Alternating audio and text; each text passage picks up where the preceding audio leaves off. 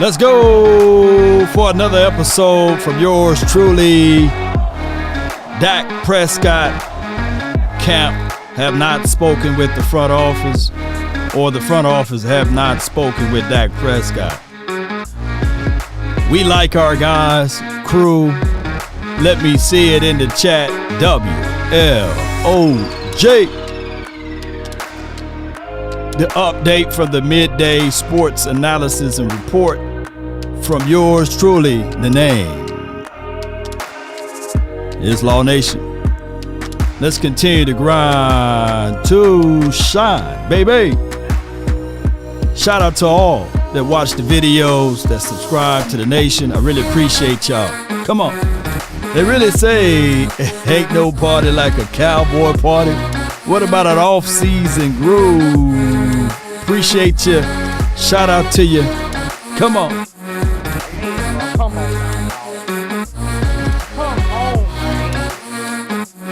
Mama said there'll be days just like this. Come on.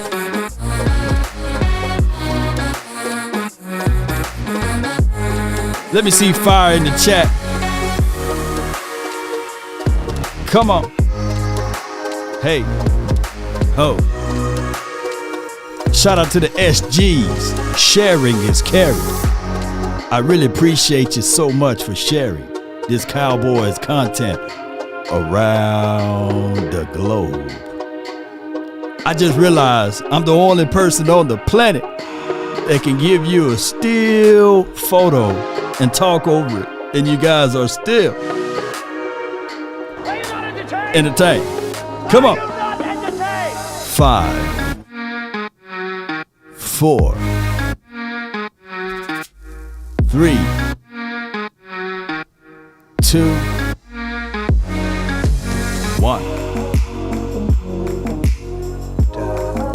I want me some oil.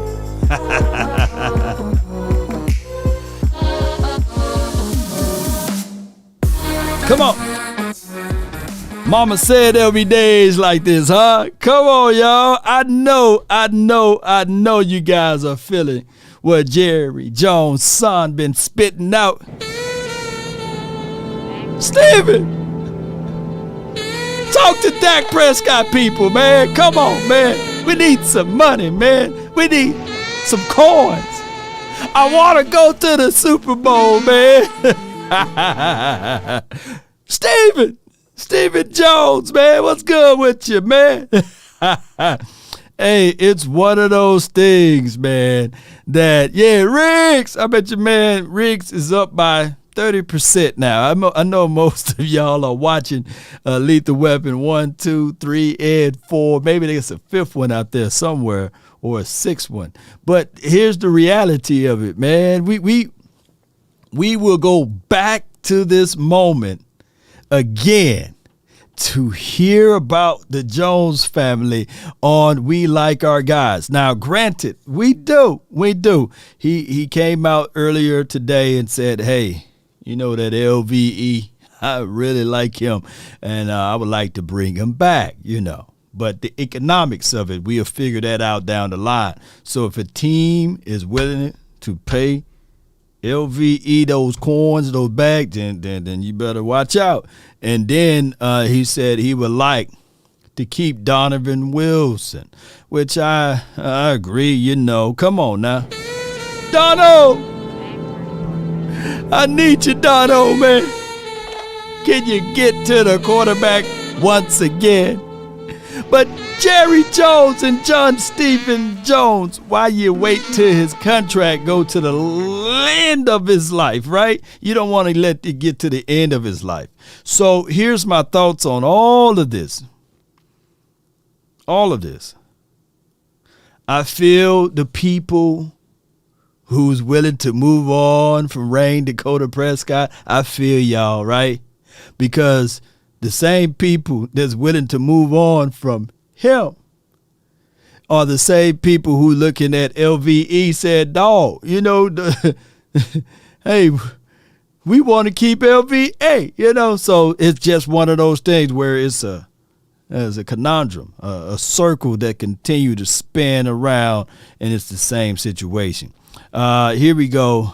Common Sense says, OG, can I get that Uncle Charles drop for my birthday? Shout out to you, man. Happy birthday to you. And speaking of your birthday, man, let me bring in the wonderful voice of Uncle. Sacrifice. Don't give up the fight. Don't give up, man. Everything will be all right on any given Sunday. Yeah. Depend on you. If you win or lose. If you win or lose. You know you got to pay some dues. You got to pay them. To live on Monday. You still do, man. You still do. So I appreciate you, Common Sense. And shout out to Dion. He's the manager at Papa Do's. Last night, he ran up into me and said, hey, man, a big follower, big supporter of your channel, and I love what you do for the community and beyond.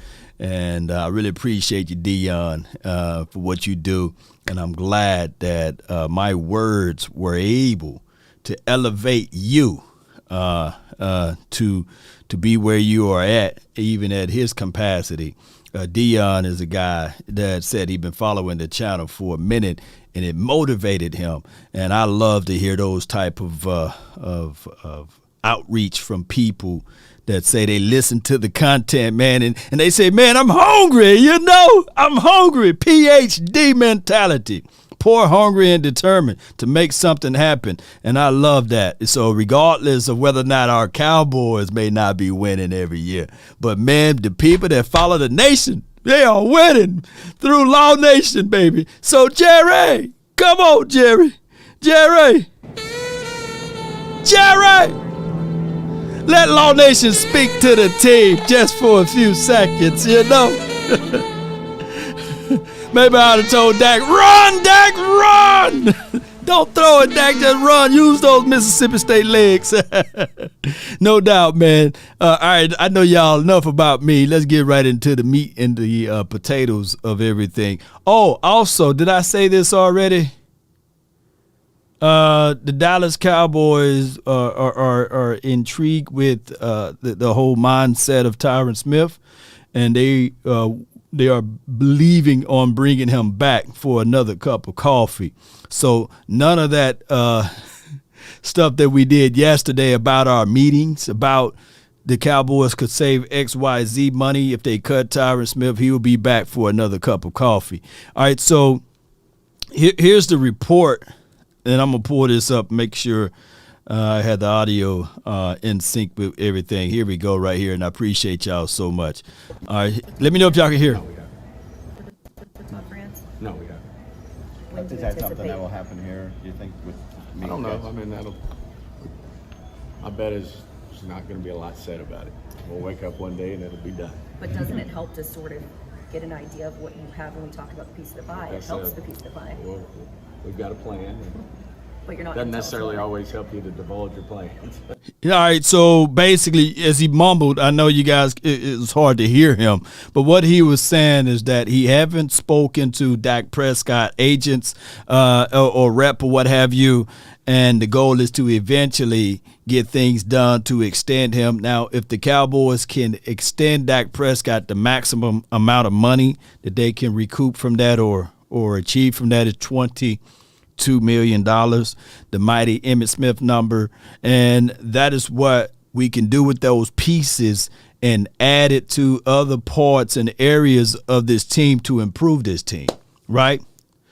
To improve this team, we got to, in my opinion, focus in on adding a defensive piece in the inside, the interior guy, and of course, our dreams of picking up this offseason of Deron Payne is gone because, they decided, the Washington team decided to franchise tag him, which going to hurt them in the long run, so I'm not even worried about that. Neither here nor there. They can utilize some of those resources to help this team out, but it's all contingent upon Dak Prescott team. He do have a right to refuse the money of the extension. Now, would that happen? In my opinion, no. I think that whenever the line is crossed between those two, Dak Prescott rep, Dak Prescott agency will extend that contract. Now, there will be a ton of you guys that will be like, no, Lord, we can't ever win. We would never win with Dak Prescott, Lord. I mean, come on. And I get what those people are saying. Nevertheless, it's not about one person. Let me repeat, it's not about one person. It's about the collective sum. We got another super chat from Jesus. What's good, Jason Jesus? So, you know, when you got Jesus in your name, make me say Jesus. Going live with West Coast today with the big question mark. That's a little later on. You know me, I'm just on my first win over here. So we should go live for about 45 minutes to an hour a little later on. But for right now, Jason, I really appreciate you so much for your support. Are you not entertained? Appreciate you. Are you not entertained? All right, so contracts are contracts. And what I want to, I think I had it earlier here. It was on 105.3 The Fan.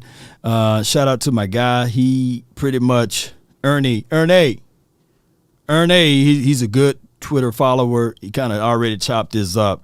So this is a good piece. He says, one of the most accurate conversations I've ever heard about Rain Dakota Prescott. The Dallas Cowboys front office, basically, issues and woes. And this was on 105.3 The Fan, you the G-Bag. come to grips with the fact that right now Let me know if y'all can hear audio. One guy who can take a roster like this to the Super Bowl. Yet as an organization, you're idiotic if you were asking Dak Prescott to be better in year 8. You're like, wow, we need Dak to be one click better. Shut up, dude. You need to build him a better team or stop talking about the Super Bowl, period. We know how good the coach is. We know how good the quarterback is. Everybody on the team that's been here playing well, we know how good they are. And damn it, they're still in their prime. All right, so he talked about the one-click deal. You know, shout out to you, Eastside. I see you. Shout out to you, Christopher Blunt. Appreciate you. Gina with the J. Thank you. So he talking about the one-click. Yesterday when I had trouble reading, you know, I had the Ray Charles vision mixed in with my guy. You know what I mean? I couldn't see. I had the Stevie Wonder vision. You know, Ray Charles dead and blind, and, you know, I couldn't even read on his level yesterday. Something was going on with the screen. But neither here nor there. Basically, he said that it was one click.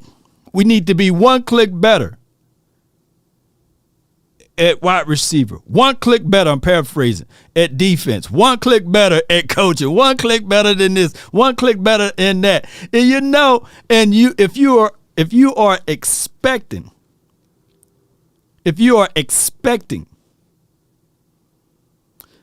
Dak Prescott to improve in year 8, you done missed the boat.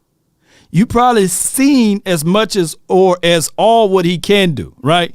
Or will ever do. And is that enough? Because what else you want? You know, what else you want? Ren says, what is WLOG? Can somebody put the answer for what WLOG stands for? Because Ren missed out on a few episodes, you know. We need about 9 clicks better, baby. I feel you. I'm going to see if Ren, can somebody help my guy out or a gal? You know, I think it's a guy, though. Can you help Ren out with what is WLOG? You know, so one click while I go over this. Oh, my gosh. Oh, I love y'all, man. Oh, my gosh. Yes, indeed. I got nothing but love for you, baby. Got nothing but love Yes. for you, baby. Yes. I got nothing but love for you, baby. Come on. Come on. Come on, choir. Got nothing but love for you, baby. We love our guys. Well, we like our guys. So that's what WLOG. I promise you. I said that, you know, we them boys, and shout out to my guy Ricky Mack. He created this hoodie for me. He mailed it off to my address that's in the description box, and I've been wearing this hoodie that he sent me, right? So, Ricky, can you do me a huge favor, if you may? Can you create a hat or something, or another hoodie that says "We like our guys," like WLOG? So when I go out to Oxnard, I'm gonna wear your hoodie, and I'll put the link in the description box where people can go and grab that same merch, and it's gonna be walking around. I can see it right now. Y'all hear me out. We like our guys. Put the star in the middle. WLOG. Who's with me, baby?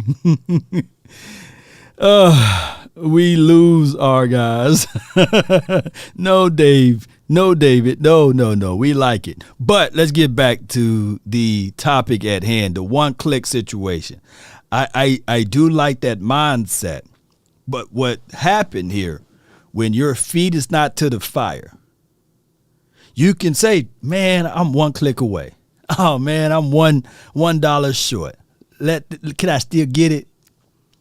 That's what mom and pop stores do.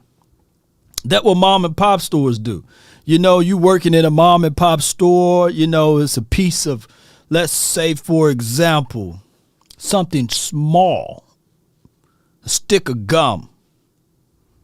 Oh, man, they won't never miss it. Mom, pops, man, I'm one click away. I'm only $1 short. Can I still get this?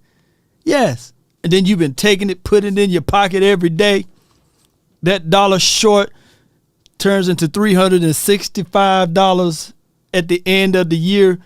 And they catch you on camera and they say, hey, Steve, what you been doing, man? Why you been taking money out of the register? I was $1 short every day. You think he's going to get fired? Yes or no? Shout out to you, Al. Shout out to you, Grady. You think he's going to get fired? No. They're going to be like, no, Sonny, just be sure to put that $365 back. But let it not be a mom and pop store. You can't say, hey, I was only one click away. I was only $1 short. I was only such and such. You would never miss out on a few coins here. We billionaires.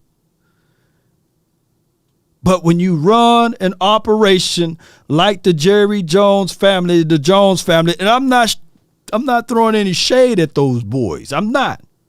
I'd probably be doing the same thing. If somehow Law Nation hit $1 billion, you'll see the twin maker in the back somewhere. You know what I mean? And he don't even like the Dallas Cowboys. And he's handling the funds and stuff like that. And I said, hey, twin. What happened here, man? Hey, bro, I had to do X, Y, and Z. But I'm saying, don't do that again now. I'm going to have to go tell mama. And that's how we running this operation. He can't say, man, dog, we one click away. If he was the general manager for another team, they'd be like, hey, bro, it's time for you to get fired, bro. Want you one click those away. That's what'll happen in a different environment. But let's listen to what these boys have to say. You want to keep building this kind of team for another 3 or 4 years and be like, yeah, they couldn't do it. It was crazy. Our biggest regret is not getting that team a championship. Take a legitimate shot at building a team. It doesn't take anything close to where Dak is to get close there. Jimmy Garoppolo, Brock Purdy, these guys are taking teams to the Super Bowl in the NFC title game and can hold Dak's jock. Okay, so who's good enough? Like reporters asking this question, you know what it takes to get to the Super Bowl. Okay, Brad Johnson has won one. Trent Dilfer has won one. Joe Flacco has won one. The idea that somehow Dak isn't good enough is BS. The team isn't smart enough to know how to build a winner around Dak Prescott. All right, so shout out to you, Anderson. Thank you so much for your super chat, your support. I appreciate you so much. Well, the guy from G-Bag, was he right or was he wrong? Let me put that yes or no. Is the team smart enough to build around Dak Prescott? Yes or no? Or was he speaking out of his feelings? Or is he, let me say this one word. Emotional damage. Yeah, was he emotional damage, you know? So I need to know. I want to know. So he's speaking facts. This team, he was 100% right.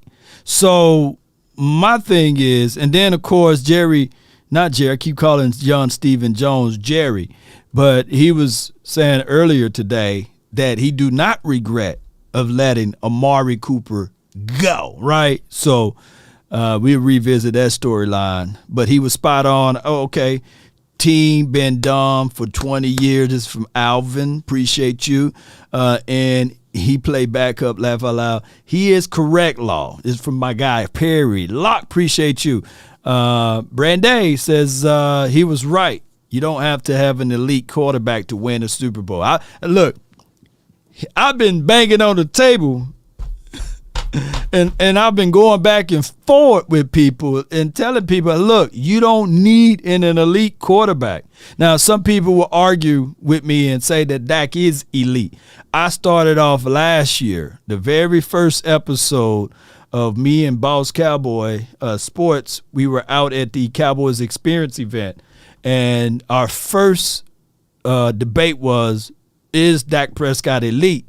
And I said that there are different levels to being elite. And I said that Dak Prescott, there's a good quarterback, and he's above that. You see what I'm saying? And then there's elite status. I think that Dak Prescott is comfortable right at that spot.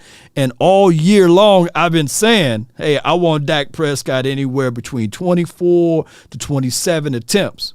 Now, I got shanked with the butter knife left and right because, a lot of people like, nah, Law, Dak is elite. Shame you, Law. I'm like, wait a minute. That's my boy. Shame. That's my boy. Shame. And I was trying to elaborate more on that, but then, people only hear what they want to hear. I look at it like this. Troy Aikman, during his time in the 90s, he wasn't the elite quarterback. But I know I'm finna get shanked with butter knives now. Oh, Lawrence Dow said that Troy Aikman is not elite. But Troy was able, when we got to the playoffs, to go from here to here. And he had other weapons so that you would not all put it on Troy. Trust and believe. I've seen Troy try to do it all by himself, and he couldn't do it. He couldn't do it. He needed Emmett. He needed a defense that could be stingy, that can take the ball away, that can give you a short field, right? He needed the playmaker to do his crazy antics dance. You know what I'm saying? If you think the playmaker got energy now, can you imagine him 20 years ago, 25 years ago, the playmaker and Moose Johnson, all of those boys, it took a complete team. But most importantly, I truly believe if Barry Switzer was here in 89, 90, 91, what have you, and you can have that same team under Barry Switzer, you will have this many Super Bowls. You will have none. You will have none. You would not have one single Super Bowl. Why, Law? Why? Why, Law? You spitting too much facts here. I wasn't ready to hear these facts over here. Make my teeth white, my beard grow. I wasn't ready for these facts, Law. Because you still need a coach to extract some good stuff out of you, to excoriate some of the bad stuff and get rid of it, right? And to be able to take you from where you thought that you was going to be at and to elevate you here. And that's wisdom and understanding and so many other things. But what the Jones family, Jerry, did was, hey, and I'm not trying to put it all on him, right? Is that what Jerry looked at it and said, hey, I want the credit. I'm a football guy too. What about me? I want some, I want me some glory hole. Yeah, I want some too. I want some. Wait a minute, everybody getting some but me. Can I get some? No, Jerry, no. Oh, man, come on. And then that's where the division happened, right? The first thing that people like to do, the enemy like to divide, and then he conquer. And by us being the divided team, we're so divided, ladies and gentlemen, it's a sad day. It don't matter what I post, somebody's going to sit there and say, hey, wait, no, we ain't going to do this. We ain't going to do that. It don't matter. And that's right, Anderson. Appreciate you for your support. Thank you so much, you know. Thank you. Thank you. LT. Thank you for your support, man. Appreciate you. It's contagious over here. All right, till we go after a great free agent player that plays a position we have holes at and admit fault on the F-ups, yep, signings or drops, right? We won't succeed.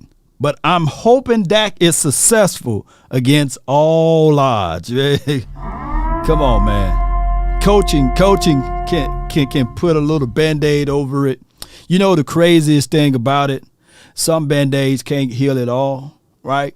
Somebody gets shot with a bullet. Let me see if I got it here. And some of the bullets, the bullet strap metal, right? That's how the way you can say it. Can be still in the body.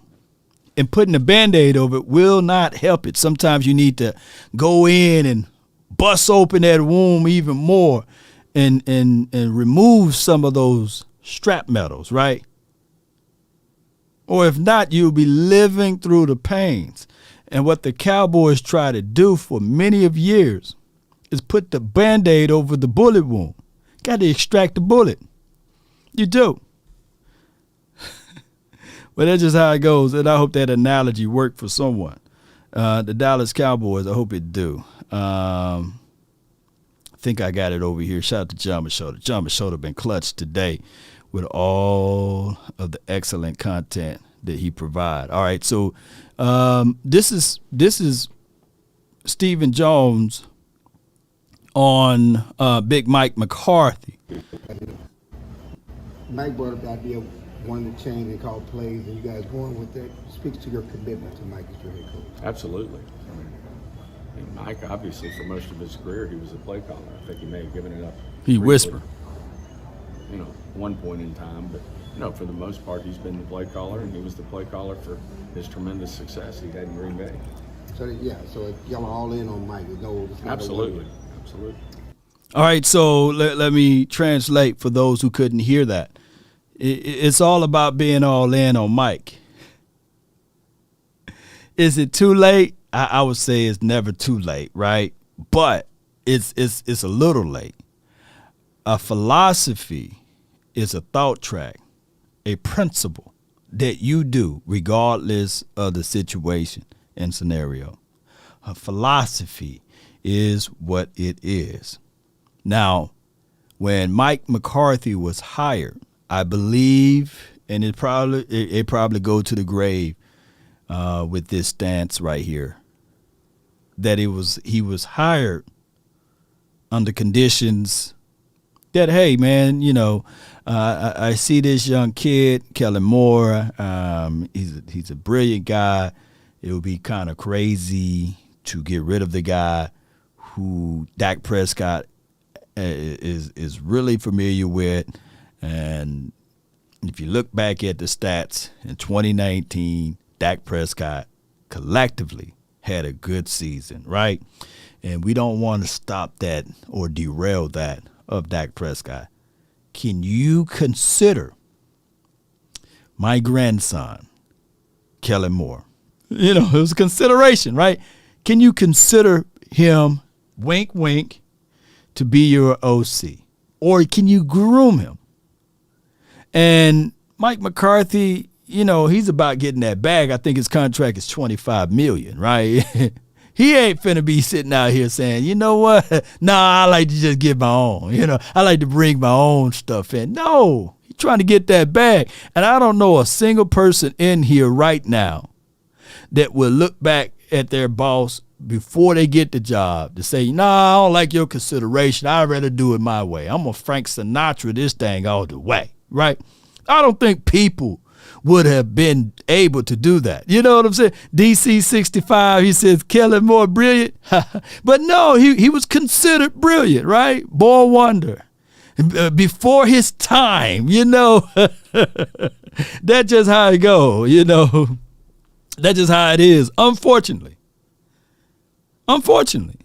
Right? We looked at the offense in 2000. Let me pull up a good old Rain Dakota Prescott little old stats in 2019. You know, let's pull it up. Let's see what we got. Boom. Yeah. 2019, 4,901 yards, right? Y'all got to say it like me, yards. Only one other quarterback had more yards than him, right? And even though we can talk about, hey, dog, bump the yards, man, shoot. Yeah, bump that, man. Nobody care about yards. Why the Cowboys finish 8-8, you know? 30 touchdowns to 11 INTs. Let me ask y'all this. If I was to do a blind resume, you would take that. I don't know a soul that wouldn't take 4,901 yards, right, with 30 touchdowns and 11 INTs. I don't know somebody. I don't think a soul would say, nah, man, that's trash stats, man. You know, I wouldn't take that. No, man, I'm going off.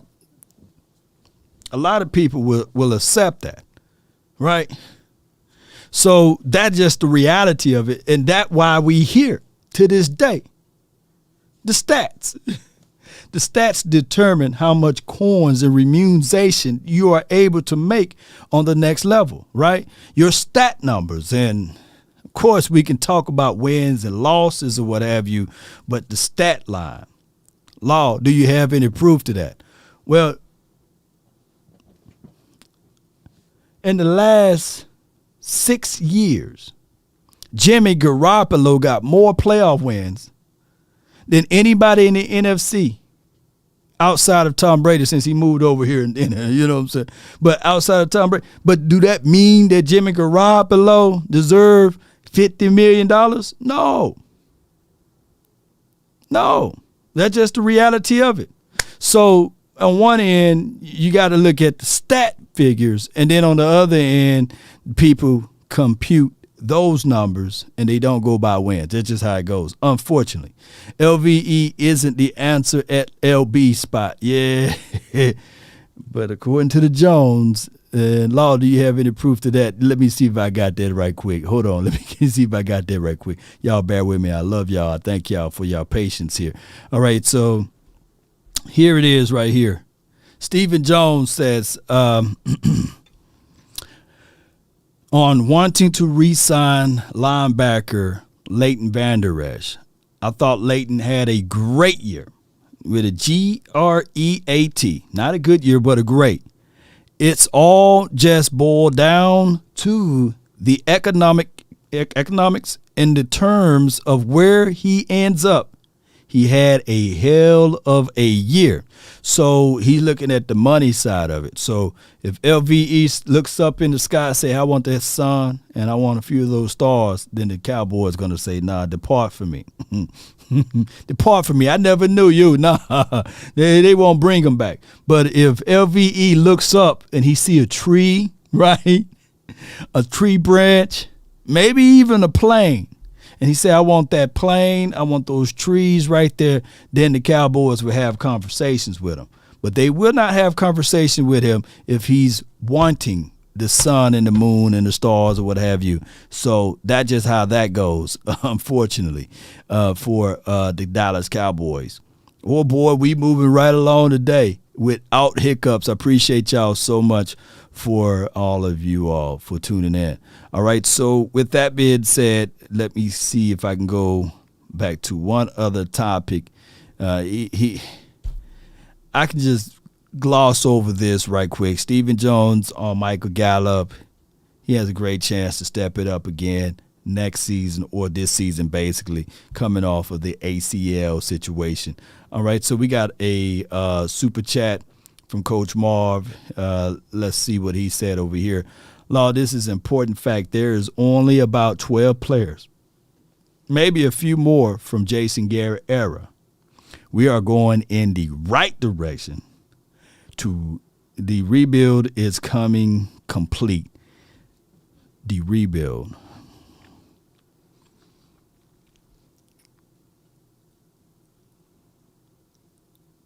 The rebuild. Coach Marv, I see where you're going at with that. But time. Mike McCarthy don't have the longitude nor the latitude of time. He don't have the time like Jason Garrett. He's not going to, we talk about Dak Prescott extensions. I truly believe that Mike McCarthy, they're going to allow his contract to go all the way through. Keep this in mind. 12-5 will not save Mike McCarthy. 8-8, 8-8, 8-8, 3 consecutive years saved Jason Garrett. He had got a contract extension. I believe, I could be wrong, but I believe that he got a contract extension after going 8-8, 8-8, 8-8. Win or you in the playoff. I had a gentleman to post into one of the comments, I believe it was just yesterday, of saying Law 8-8 was better than those days, than his 12-5, 12-5, right? Because that's all 12-5 is 8-8. And I said, dude, come on, fam. That's not even in the same ballpark, right? But that's how we all look into these things, right? Collectively, the critics or the pundits of this team that root for this team, they look at it like, hey, there's no hope, right? There's no chances of this team being X, Y, and Z because we went 12-5, 12-5, right? And even though our 12-5 is tangibly better than the 8-8, 8-8, 8-8, we are still stuck in that shadowy place because of that, And I told people before that the flaws of the previous administration is laid heavy on Mike McCarthy. It's laid heavy on Mike McCarthy. It is. It's flat out is. But neither here nor there. If I were to play a game and say guess the year, I promise you guys, you probably will not know the year of this conversation. Let me see if I can find it. Y'all bear with me. I thank everybody for tuning in, too, by the way. I truly do. Remarkable episode. I thank y'all. Where are you? Where are you? Here we go. Bring it. We right here, and we ain't going anywhere. Almost there. Finding this audio. Just bear with me. Let me see. Come on, baby. Where are you? I thought I was doing good to this point. Come on now, audio. Where are you? Is it here? And it's not. Bear with me, y'all. Bear with me. Because we need to hear this audio. While I'm looking for the audio, bear with me. I'm going to play this audio. Like any good agent, we're here for the Arizona, home of Rangers spring training on this come stuff on because now. it's Here we go. I know I had to. It was literally on my screen. And now I'm 8-8, 8-8. I think it's the Gila Monsters, man. They coming after me, man. That's just what it is. I had the audio already synced in, and now it's gone. All right, so we're going to pivot like the podcast. All right, we're going to pivot just a little bit. I had the audio already laid up for us, man. I was going to play a little game. God dog it. Let me just delete this one. Boom. And we're going to take it the long way around. Hold on. Bear with me. Stephen Jones.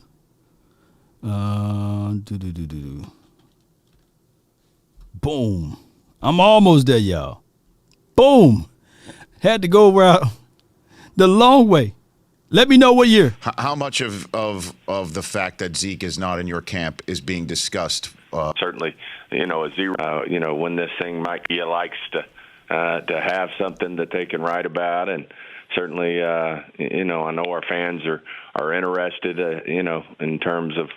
When this hear the audio? Come to a conclusion, but it's certainly, a zero focus as far as our players and our coaches and our organization.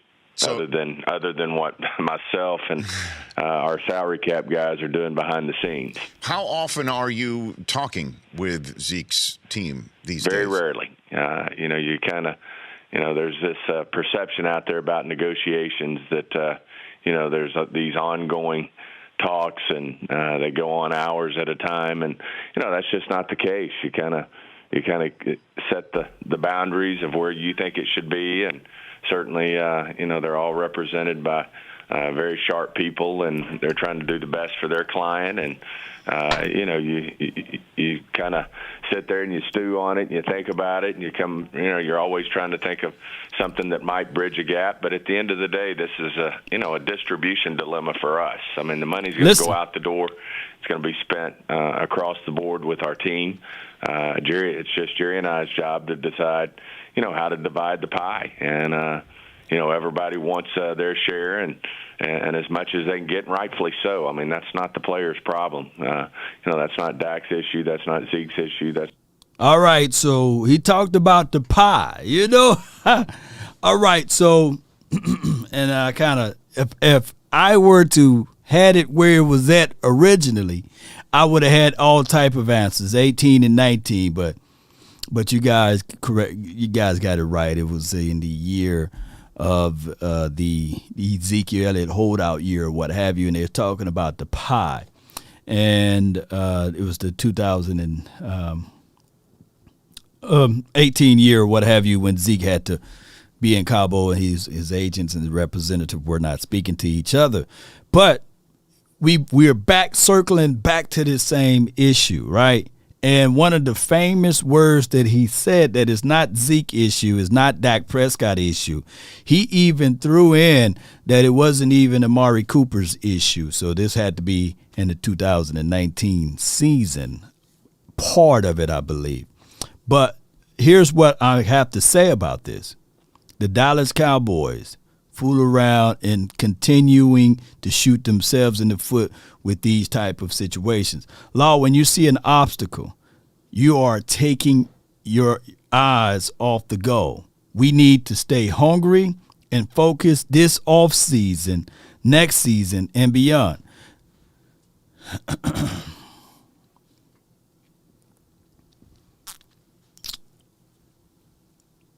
I feel you on that. I feel you on that.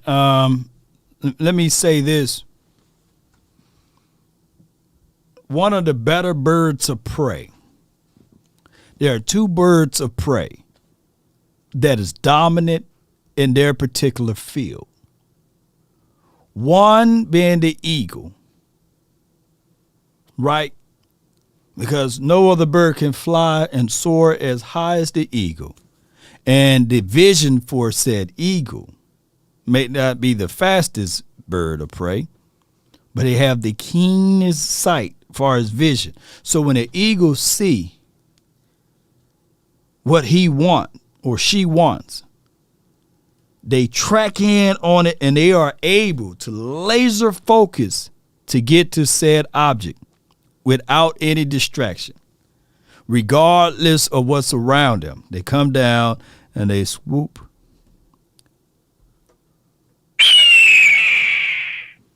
Up their target. Nothing to do against the Philadelphia Eagles, but everything to do with the United States, bald eagle, what have you. And that's why they are the king of prey by day. Nevertheless, by night, the owl, no bird is more notorious than the owl. Can turn his head around 360 degrees and can hear a gnat fart, right? And got razor sharp vision, right, at night that can see what he or she wants to eat, including an eagle.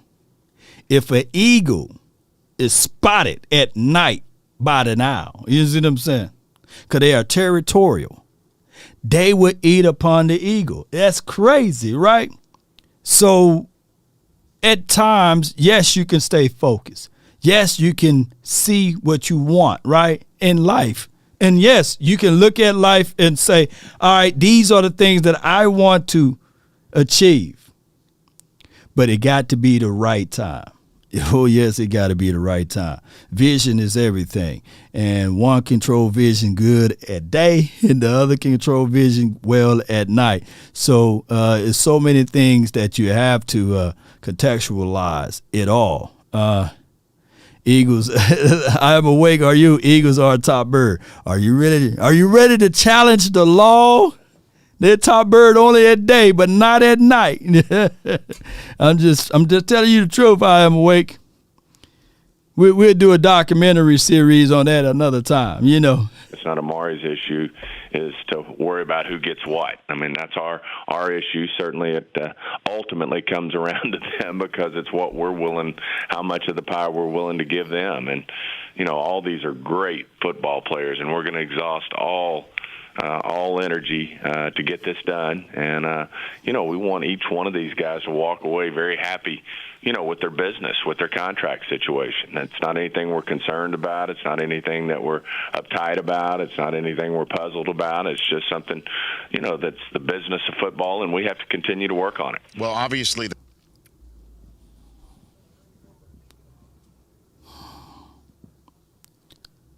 Being happy about a contract is one thing. My job is not to make you happy about your contract. My job as the general manager or the president of operation is to pay you what you worked for that you earn. Right? It's not to make you happy. It's just to pay you for what you earn.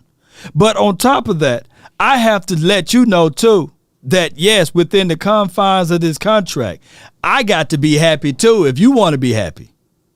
And those are the issues with the Jones family. Law, come on, man. What you talking about, dog? Well, having these trade clauses on the contract won't make me happy if things go south. It will make you happy, right? And granted, getting the things back in return is a good thing because we are winning games. But if the ultimate goal is to win Super Bowls, I'm going to have a line in the sand. And we will have to have some way, one way or another, to depart if these things don't meet each other. And we can call it obligations within the contract. And every contract for those who work in contracting is a modification away. But if I take the ability to remove the modifications away and not have the modifications on the contract, then we both, at the end of said contract, are not happy. And the Jones family, that's where I believe that they are having issues within the confines of the languages of the contracts because of what he said. It's about making someone happy. Oh, my goodness, man. I appreciate everybody for tuning in. It is 2:14. Let's do this right quick. Call my phone, hit my line. Only ones who down for hit my line up. Phone line 657-390-7391. WLOG. Do you like your guys? Right? Let me know if you're happy and you know it. Let me know. The name is Law Nation, y'all.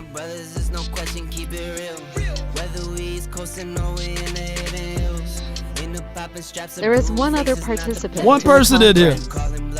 Please announce yourself. All participants are muted. All of y'all are muted until the nation is ready to hear from you. 100 grand.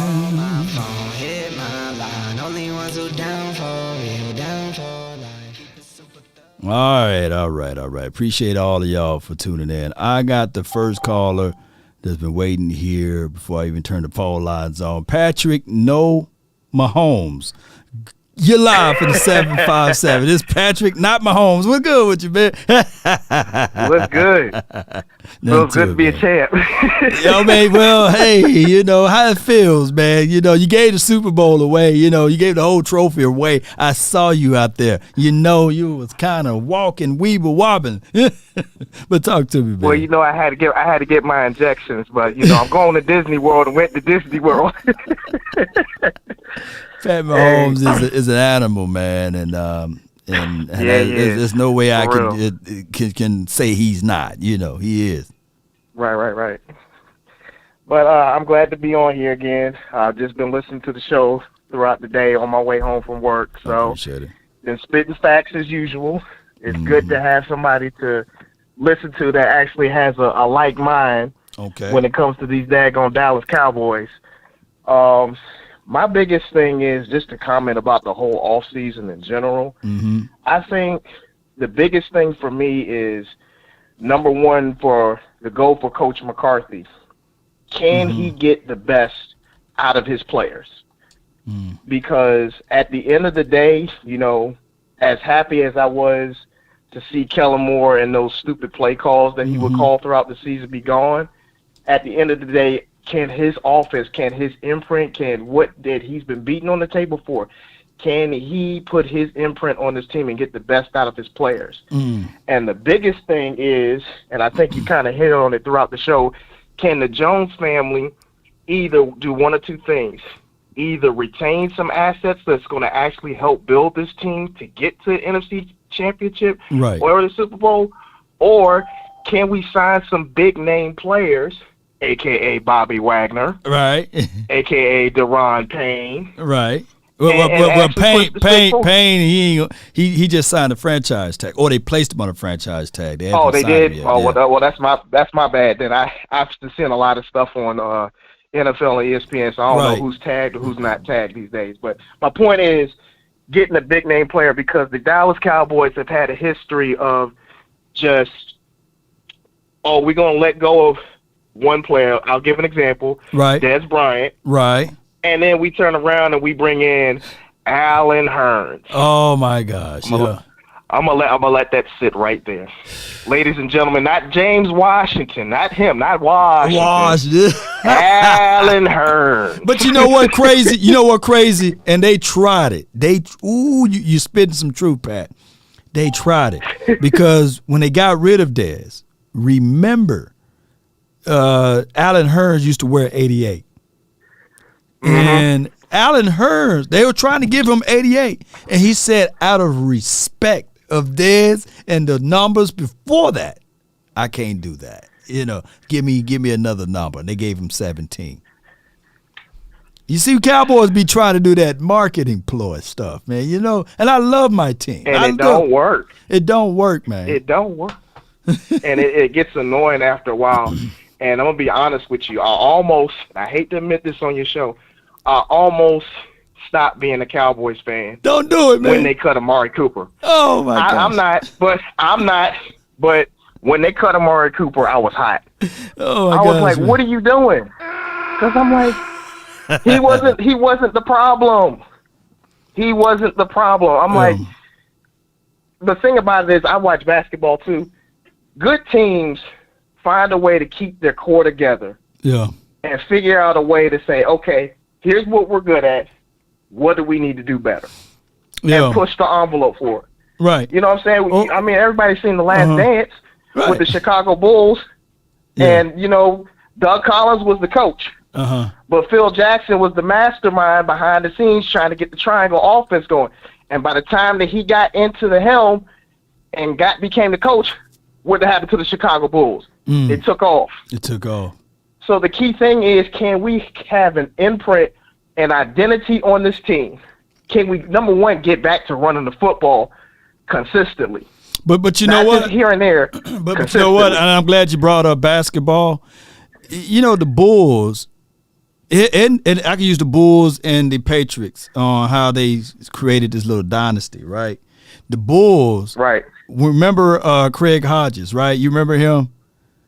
Yeah. Shooter. He shooter. He won like I think 2 3-point shooting. 3-point champ. Yeah, 3-point. Yeah, I remember. Yeah. So Hodges, what the Bulls did when it was time for him to politically leave, I ain't finna open up that can of worms. But when it was time for him to go, guess what the Bulls did? Right. They made sure that they couldn't find another Craig Hodges, but they found another deadly sniper, you know what I'm saying, that can solidify that role.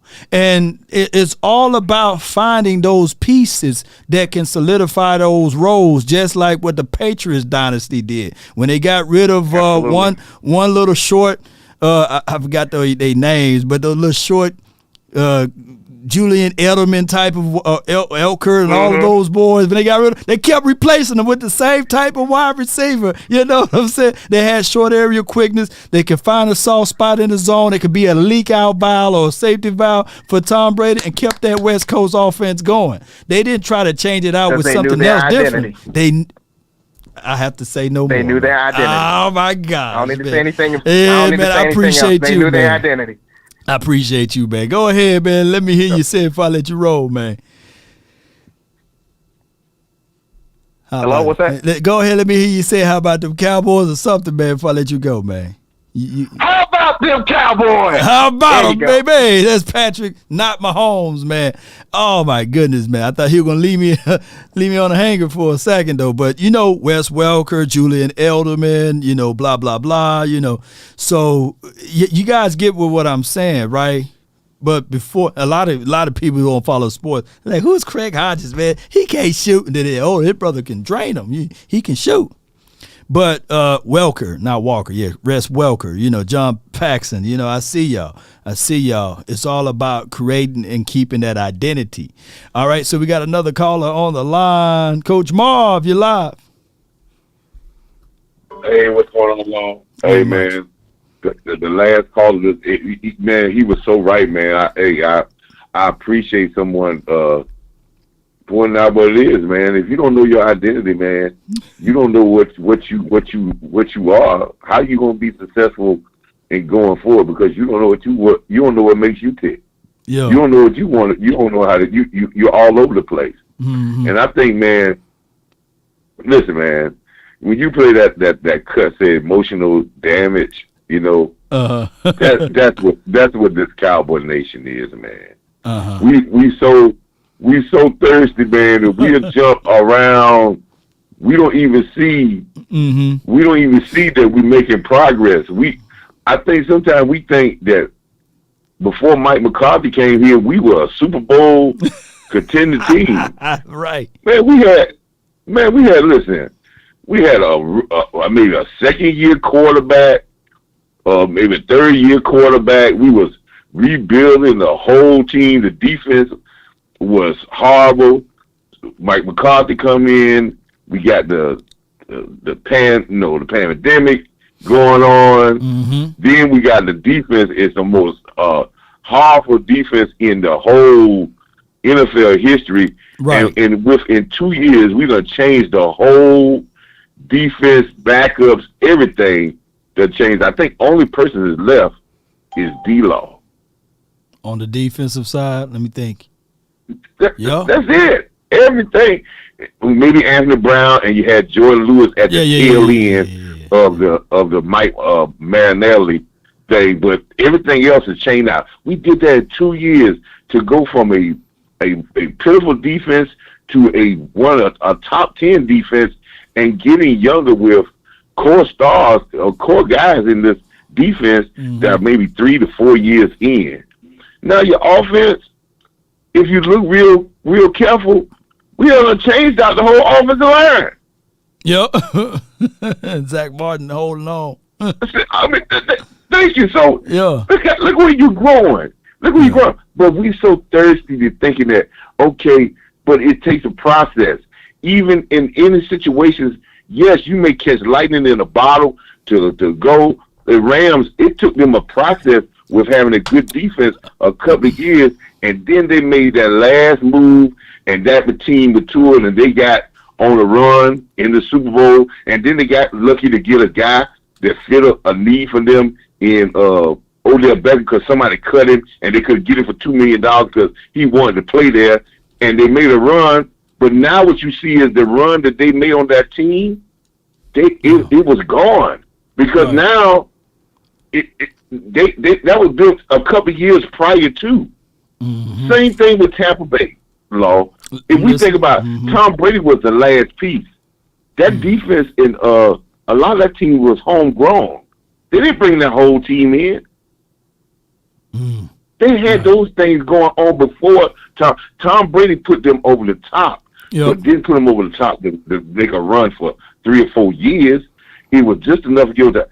This team, I say it again, Mike McCarthy has to find out what his identity and whatever direction that they go to with offensive moves and with defensive moves, people, it's going to be predicated on what Mike McCarthy and Dan Quinn feels that they need and that they can work in that room to get to the point where they want to go. Right.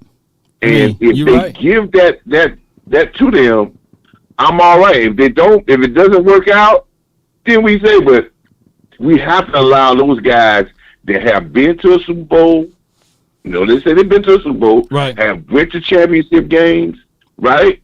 Decide what direction and identity they want with this team and let them go with it. But they got to get the identity and they have to stick to it and they have to make it work, because you don't want to get into the point where you're trying to attack other teams' weaknesses and with your weakness.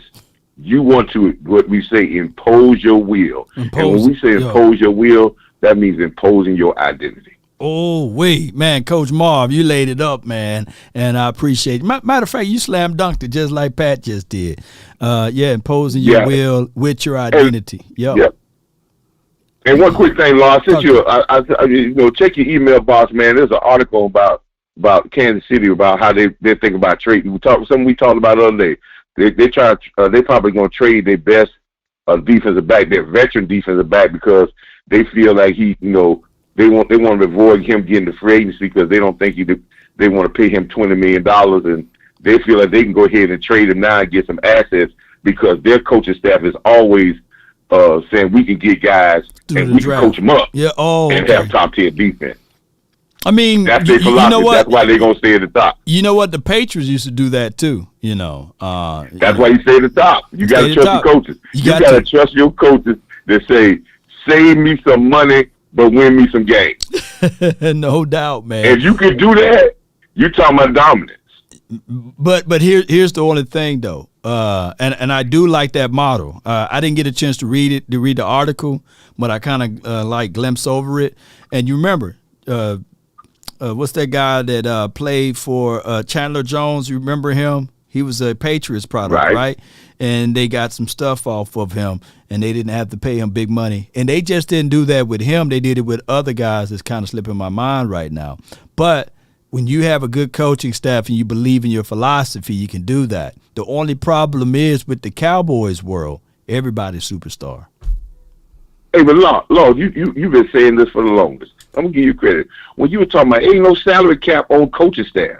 Yeah. The Cowboys organization is, I hate to say it this way, but they're pimping backwards.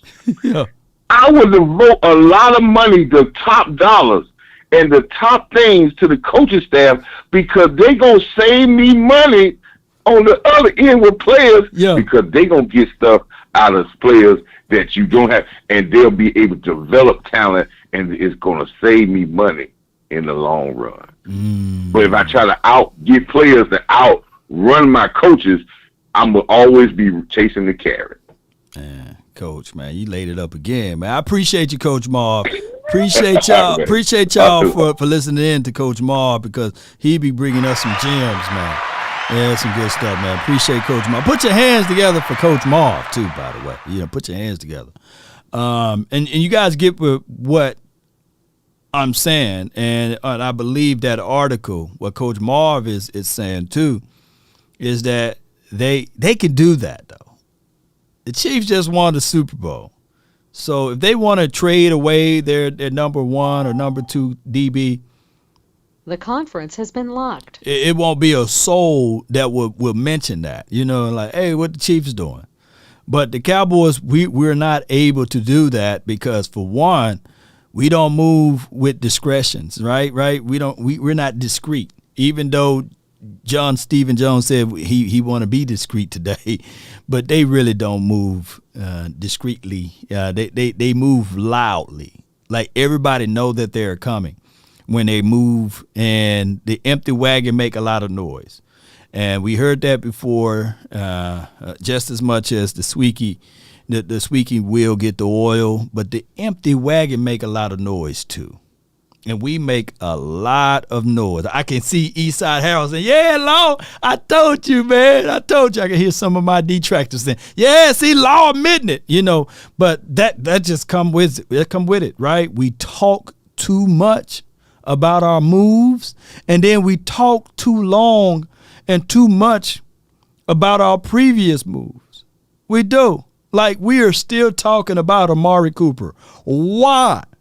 Because we never replaced said Amari Cooper. We wouldn't be talking about Amari Cooper if we had DK Metcalf or DJ Moore, right? Jerry Jeudy. But by us going out there and getting a James Washington, right, and drafting a Jalen Tolbert, it leave us areas of still talking about the X, right? Right? Like nobody, like Jay-Z ain't talking about his old Swedes before Beyonce, right? He's only talking about Beyonce and whatever he got caught in the elevator with, but I ain't want the Beehive to come after me. But y'all get with what I'm saying, right? When you haven't moved on from said subject, you continue to bring up subjects, right? All right, let me get this next caller on. I got Jake DeGray. You're live from the 561. Yo, Lord, what is happening with you, man? What's going on? Dog? Not much, Chief. Talk to me, man. What's on your heart? Man, I got a couple things on my heart, man, but I got a little bit derailed by Coach Marv and the caller before. But man, if you play for the New England Patriots, boy, and you ball out and you want some money, man, don't get comfortable, boy. 'Cause, man, Chandler Jones wanted some money, came back to the locker room. Hey, you've been traded. You've been gone. Asante Samuels ball, he wanted some money. Yeah. Traded. Yeah. Moore, get out of here. Yeah, so you remember all of the players. I forgot them just like that. Yeah, I forgot those players. See, they ball. They're like, oh, you want what? You know. They were looking around here like, dog. They literally like, that's your price? All right, no doubt, man. They was on the phone the next day, man. Hey, we got Asante Samuel, we got Chandler Jones. We even put spices in his doggone marijuana. You know what I mean? Oh, man, they're going to get you up out of there, man. And the one caller before that, don't ever give up on the star and say you're going to stop being a Cowboy fan. But I feel you because I've been to man. Cowboys games. And you ain't felt the energy in that stadium until you hear Amari Cooper catch a pass. Cool. Beautiful. You hear yeah. Cool. Yeah. I don't know what Jerry Jones was thinking, man. That man was loved. He came to work and did his job. He wasn't a diva. He was everything they said they wanted. He even gave him a cheap deal and like, nah, we're going to get rid of him. Man, you know what? I'm allegedly, Jake, I was watching this documentary about Pfizer, right? And guess who head I saw up in there as one of the contributors? Allegedly, When I saw the old Jerry up there, I said, oh man, I wouldn't purchase some Pfizer stock. You know what I'm saying? Because I saw Jerry up in there. I sold mine though. After I made my little coin, I got up out of there. But when I saw Jerry up there on the board, he was like, I said, yeah, I know why Amari's going down. Cause how you not gonna get it? Amari told me you better get your damn act together. Right. Get your damn act together. He had his boys over there, his compatriots, man. He had everybody on his board talking about my people gonna get these doggone. You know what I mean? I don't want to get counseled. allegedly. Everything is alleged, man. Alleged. Yeah, alleged. Hey, I got 2 more points. You know, I love what Bobby Wagner did last season, Law. And then, maybe it's fear, but it seems like a lot of the veteran players, they ball out. But as soon as the Cowboys get them, that's when they decide, oh, I'm old now. And, oh, my knees don't work no more. And, oh, I'm not as fast as I used to be. Yeah. So I want him, but I'm scared of picking him up just because, like I said, that tooth is very long. Sure, that's I'm long more tooth, looking at Tremaine Edmonds, man, but I don't know what his price tag will be. $11 million. APY. You think that's too rich for our blood, or? Too rich for Stephen Jones' blood, man. He don't want to pay that much money. APY, that's like 44 years, like $44 to $45 million, man. He gonna have to come down on that price, but I'm looking at some of these draft cats like Drew Sanders, the guy Trenton Simpson. You know, you can probably match that in because I think that we are probably one linebacker away from being a solid unit, or by us having a new linebackers coach, right? That we probably get a chance to see Jabril Cox. Maybe Jabril Cox peed in my guy Kool-Aid or something. You know what I'm saying? And he like, you know how you talk about somebody? One of them lucky whitehead episodes got him in trouble. I'm thinking that. Nah. That's probably what happened, man. You know. Maybe he was supposed to be in the linebackers room. You know how you talking noise about somebody and the coach walk in? And he said, all right, I got you. You know, so maybe that's the situation. We can see a little bit more Jabril Cox, Damone Clark, as well as Devin Harper, and whoever we draft mixed in with what we got. I think that we would be good over there. But yeah, I would love Bobby Wagner because he'll fit right on in. But another thing is, I agree to a degree not to pay those boys the sun and the moon, right, when they that long in the tooth.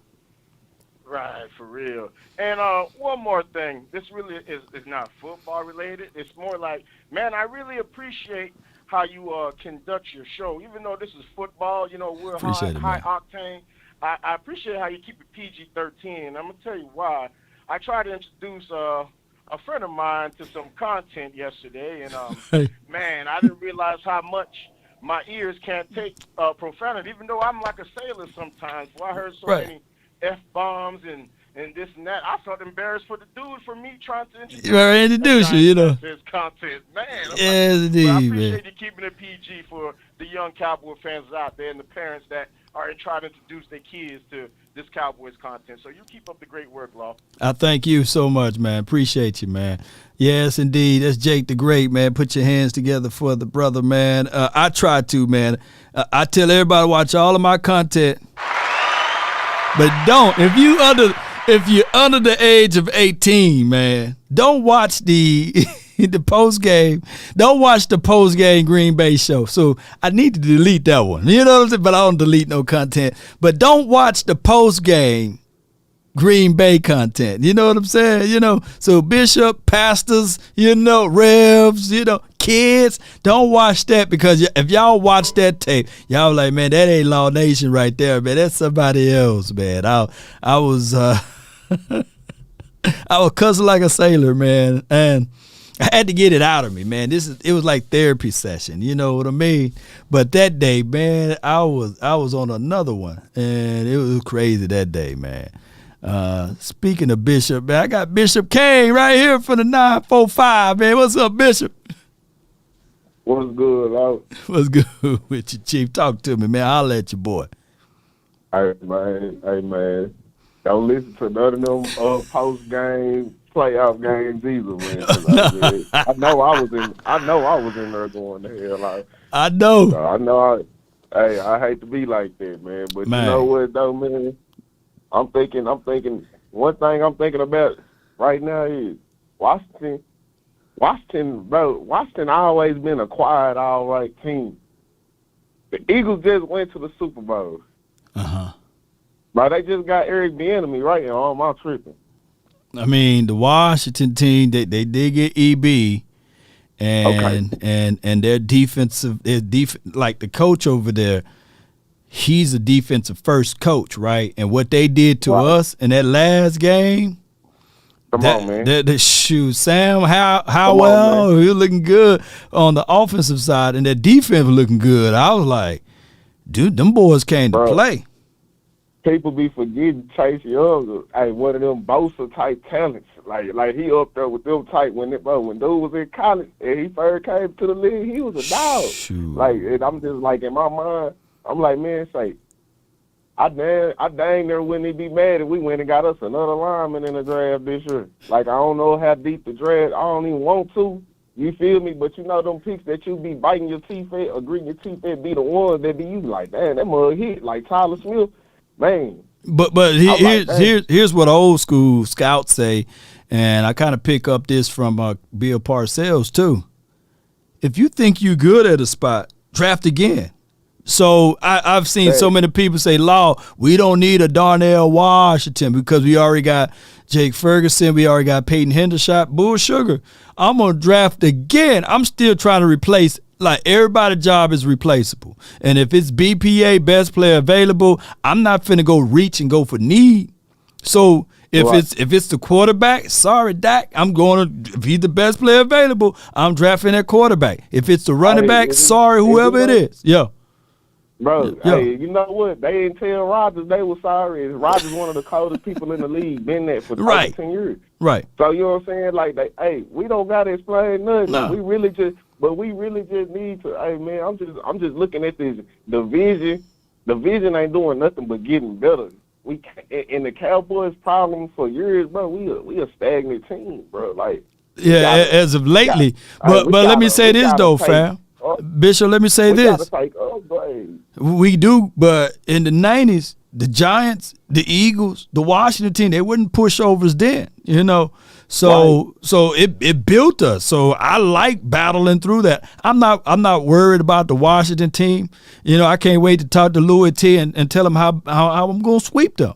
We going to sweep the Washington team. We're going to sweep the Eagles, and we're going to sweep the Giants. The whole NFC East. Yeah. I feel like we're going to whoop our whole division. But I'm just looking at this.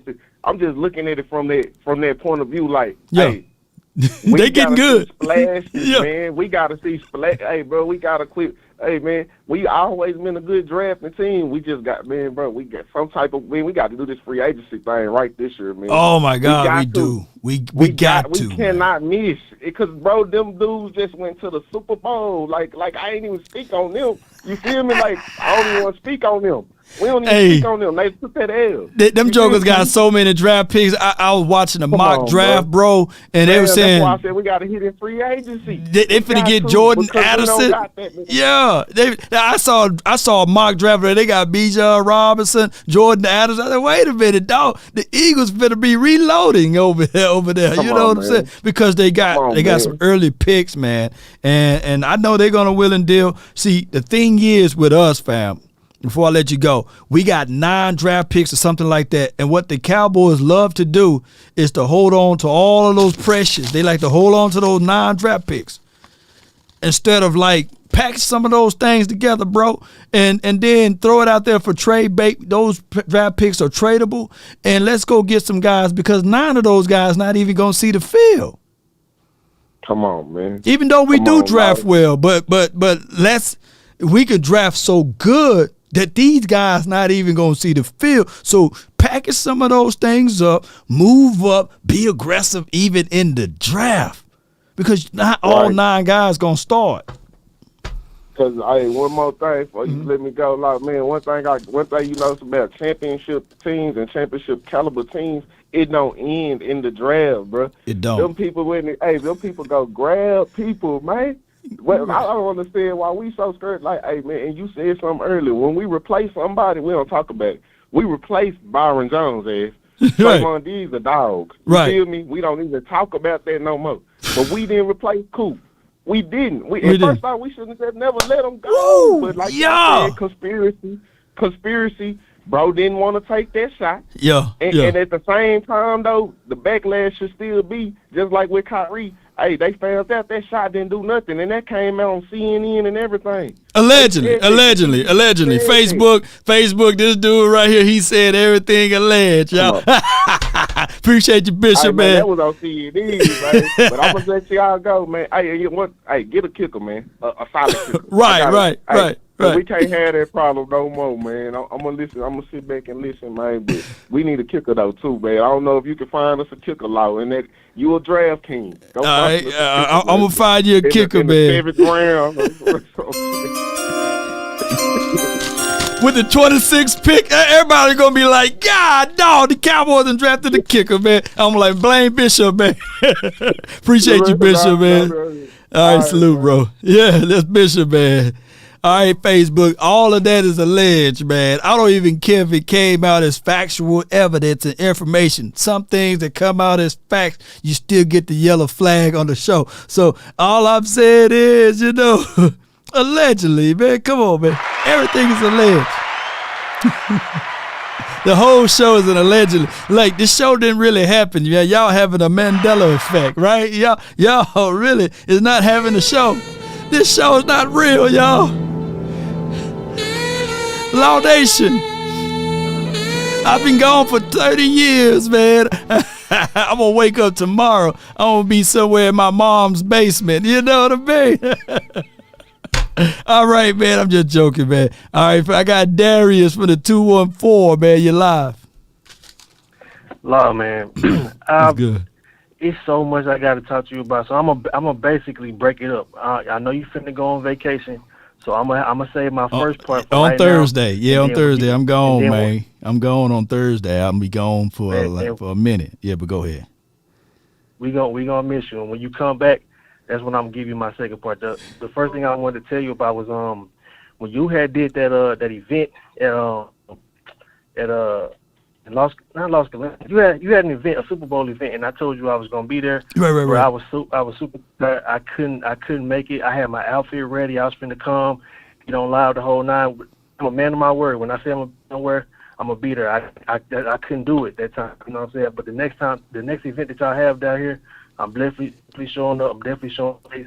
And if I can't get on live with you, you know what I'm saying? Okay. And so the other thing I wanted to talk to you about which is the main thing was, so I heard the conversation that y'all had about Trayvon Diggs. I want to say like a week or so ago, right? And like I'm gonna have to hold y'all consistent. I'm gonna have to hold.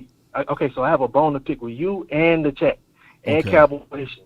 So y'all had a conversation about Trayvon Diggs, and y'all was talking. Y'all was having objective analysis. I was saying how many cornerbacks that y'all would take over Trayvon Diggs. You didn't give stats, which you know that's your go-to. That's your go-to stats, boy. Somebody get to argue with you, you finna pull out straight stats. Man, pull out the stats. I got everything. All man. the ammunition. Yeah. You know what I'm saying? On that conversation, y'all weren't talking about stats. Y'all was talking about how Jalen Ramsey is better. He has a better skill set. Y'all was telling me about Denzel Washington. Y'all was talking about not Denzel Ward. Washington. Denzel Ward. Yeah. I was basically going down the line about all these cornerbacks that y'all would take over Trayvon Diggs. Now I said, wait a minute. No. Not over Trayvon Diggs, though, right? I think that we was talking about adding a DB next to Trayvon Diggs, right? Here's what I got to say right here.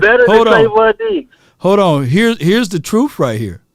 PFF, if you go by PFF, they did graded Jalen Ramsey the 4th overall DB in the National Football League last year. Well, this season, I guess. Well, last year, believe it or not. But go ahead with your point. Okay, so basically my main point is, I said, wait a minute now. Now, if y'all can have that level of objectivity with Trayvon Diggs, which I think is blasphemous. Trayvon Diggs, after Deion Sanders, Trayvon Diggs is my favorite cornerback of all time. I'm not going back and forth about it with nobody. Trayvon Diggs is my guy. Right. Well, we've been in a cornerback drought in Dallas for a long time. We a little ungrateful when it comes to that. Like, this is crazy.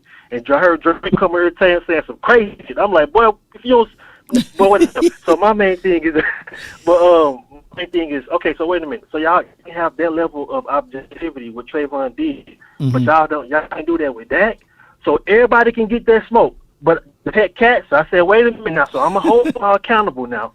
The same level of objectivity that y'all was giving to Trayvon Diggs, I'm gonna give the contrary. I'm gonna play devil's advocate. Contrarian. So you're a contrarian. So let me get to the point a whole lot faster than what you're saying. Basically, you saying that I wouldn't trade Dak Prescott if the opportunity was granted, because that was the conversational piece, right? What? This is what I'm saying. I want to hold y'all accountable. Like I'm saying, everybody got to get that smoke. To be honest with you, which one is better? Regular season accolades or postseason accolades? Which one is better to you, Law? Which one means the most? Oh, Regular the most, season or postseason, man. What you do in the post. Regular season, at this point, we can be undefeated. But if you won and done, then they don't mean a hill of beans. And on top of that, you can barely scrape your way into the postseason and fool around and make something shake. If 2007 jogged my mind, that's how the Giants got in. They scraped and they scratched into the postseason, right? And the Cowboys had the first number 1 seed. And that even accounts for even the Green Bay Packers a couple of years back. Number 1 seed in the National Football League for 2-3 years in a row. And they don't have a Lombardi trophy. So it's all about what you do in the postseason. I get all of that. My thing is what put us in the bind, Darius, with this team is the language of the contract, right? The no trade clause for one, right? That's a terrible situation. And the forced tags so that the player can't move on or see their true market value. So it leaves the impression that the Cowboys, everybody will say that Dak Prescott during that time frame, he wasn't worth X, Y, and Z, but we never got a chance to see that. Why? Because he never got a chance to test the market because they franchise tagged him, right? Yes or no? Yep. Yeah, okay. Yes, sir. So when the Colts, they slip out when the Cowboys are going through their issues, and they was like, shoot, I'll pay Dak Prescott $35 million. That was the Colts, right? So the Cowboys were like, oh, now we back interested in Dak Prescott. So they end up going back into the negotiations. And in 2019, I think we started off 3-0 or something like that. We went on fire, what have you. And then Dak Prescott agent got greedy. He got flat out greedy, which was bad in a sense, but I don't blame him. Would you blame him? No. Now you wouldn't blame him. You try to get the best with you. You see where I'm going now, Darius, right? No, I see what. Yeah. So the onus, the issue is still on the Joneses, right? Like they could have not franchise tagged Dak Prescott. They could have allowed him to test the market, or they could have put him on the franchise tag without the exclusive franchise tag and said, okay, if you want Dak Prescott, you will have to give us 2 first-round draft picks or 2 second-round draft picks. And I think somebody would have been able to at least entertain that. But by them putting the exclusive franchise tag on Dak Prescott, we didn't know. So everybody was looking at it like, well, shoot, when Dak Prescott get his money, then he better win the Super Bowl because he want Pat Mahomes type of money. Remember that conversation? Yeah. But no. Hold on. I was too far ahead. The negotiation started when what's that dude? Jimmy Garoppolo got his bag, right? So that was his angle. And then the Cowboys should have gotten that deal done because it was like $28 to $30 million, right around that money range. But then when Wentz and the other kid got paid, I forgot his name, went to the Super Bowl, lost, what's his name? LA Rams kid, what's his name? Goff, something like that. Yeah, Goff. Yep. When those two got paid, Dak was like, all right, cool, I want that. It's just a problem. So this is what I'm saying. Like, let me get to my, because I can already tell you, keep me out. But this is my main thing is, I'm trying to keep ULA and the chat consistent with y'all objectivity when it comes to these players. It seems like I got pet cats. Now, this is the contrary argument because I'm gonna go towards stats. Right. To be honest with you, Law, if we gonna have objectivity on one player, we gotta have that same level of objectivity with Dak Prescott. So now there's like 8 quarterbacks that have better records in the postseason. What you said is the postseason is better. Jimmy Garoppolo, 5-2 in the postseason. Right. I can give you that argument that Jimmy Garoppolo is a better postseason quarterback than Dak.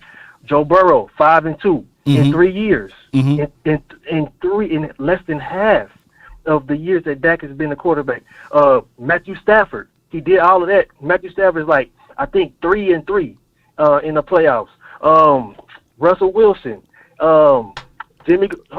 Well, you got. I see your angle where you're going at. So that means you'll take Jimmy Garoppolo over Aaron Rodgers in the postseason. What I'm saying. This is what I'm saying, because your argument is always stats. You don't like when people come on here and they just be saying opinions. You like to be stat first.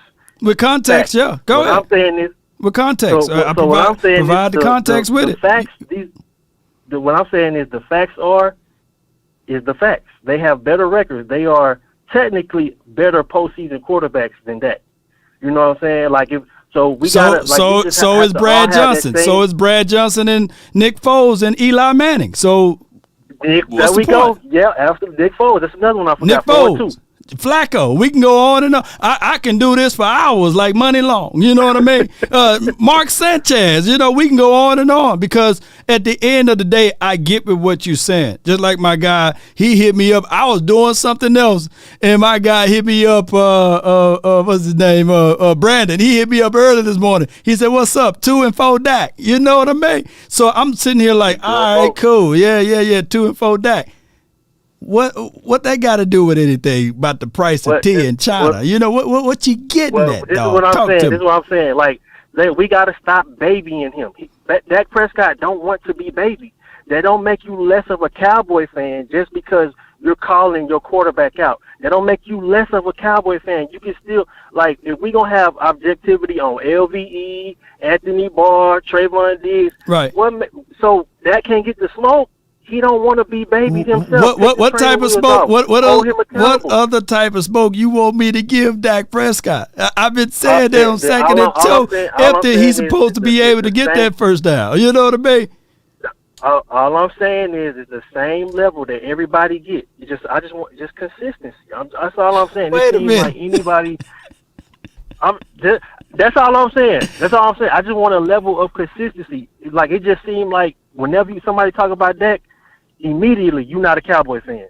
You talking about a collective when somebody say X, Y, and Z about Dak, that somebody say, well, said person is not a Cowboy fan. I don't think I do that here. I don't think that we do that over here.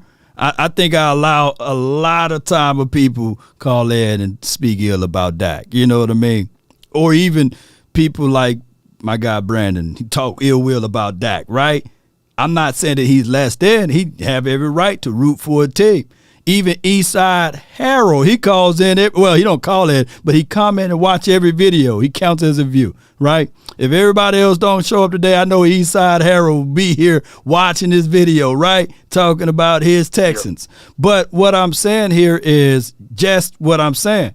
That Dak Prescott got a no-trade clause on his contract. There's nothing we can do about it but sit back and say the Cowboys got two options. Either they can extend said Dak Prescott, free up $22 million, or they can take the $49 million cap hit for this year, right, and cut everyone else out. But Stephen Jones just came out today and said that he is willing to keep Tyron Smith. And they already talking about renegotiating or cutting some of the money of Ezekiel Elliott's contract. Nobody talking about doing any of the things to Dak Prescott. So Dak Prescott at this point is off his furniture. I can't get mad at the sun for shining, right? Yeah, I don't want him gone. I just like we just gotta like when it feel like we can't critique that. You know what I'm saying? It just seemed like that, like amongst Cowboy Nation and on this channel in particular. Oh, don't talk about my quarterback. Man, dog, you just talked about him for 15 minutes. I appreciate you, Darius. What else you want me to say? What else you want me to say, dog? What else you want me to say? No, listen, all I'm saying is everybody just gotta have a level of consistency. That's it. That's it. Ain't nobody. It's nothing wrong with saying that.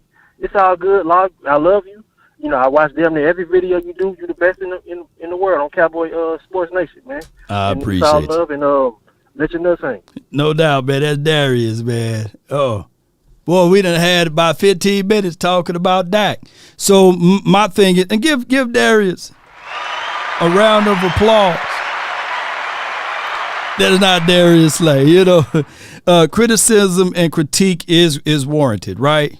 We're angry about Dak Prescott on 2nd and 2 throwing an INT, right? We're upset that we were in the red zone at that point, right? That's 3 points at minimum that you could have gotten if Dak Prescott don't throw that interception right there, right? And he could have fell forward and got 2 yards, right? It is 2nd and 2 and empty, right? The other interception on the opposite end of the field,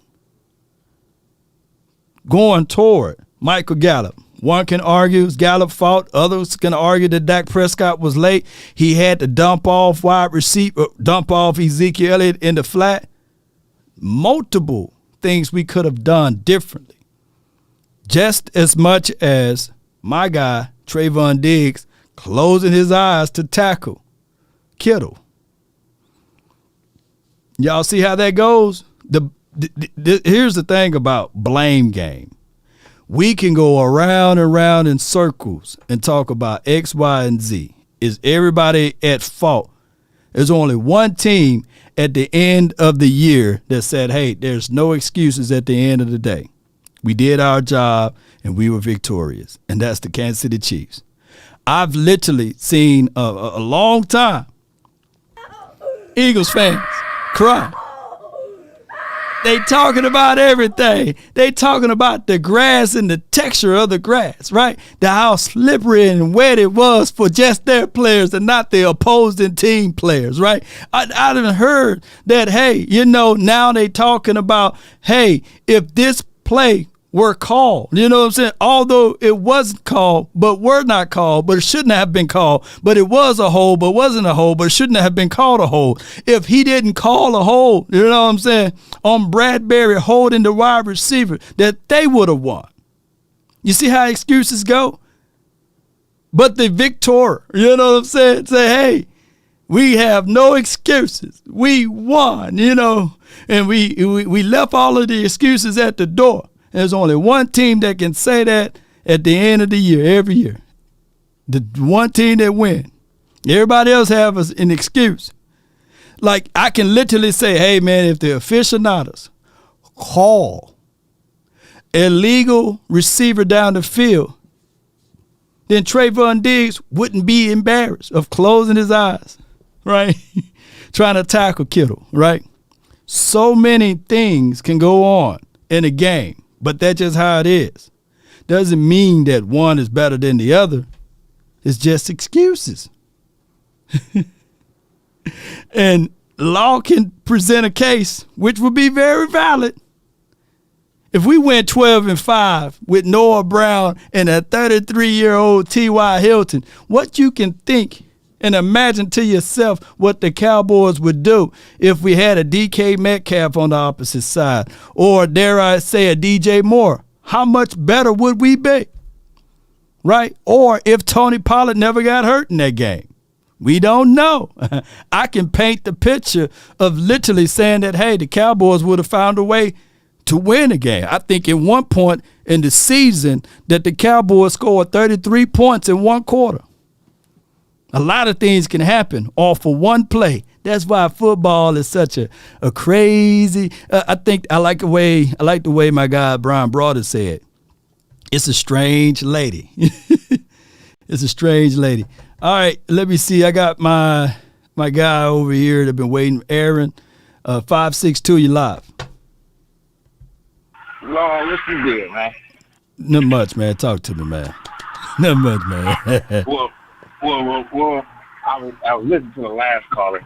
Right. I get what he's saying. Right. But it's like if you can on one player all the time, then yeah, bro. That's why we defend Dak. Like, damn, bro. Like, you're not even gonna talk about Anthony Brown getting burnt. Right. Your main focus on Dak throwing that interception that hit the wide receiver in the chest. That's your main focus. So then that's why we get defensive with Dak.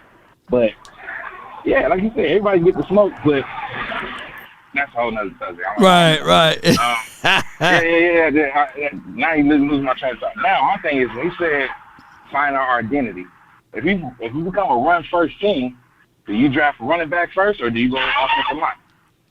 Right. Because you got to sure up some way to run the ball efficiently. Efficiently, yeah.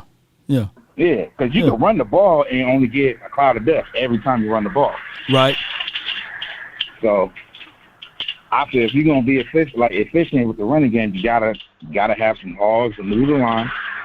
You need somebody to be able to hit the hole fast.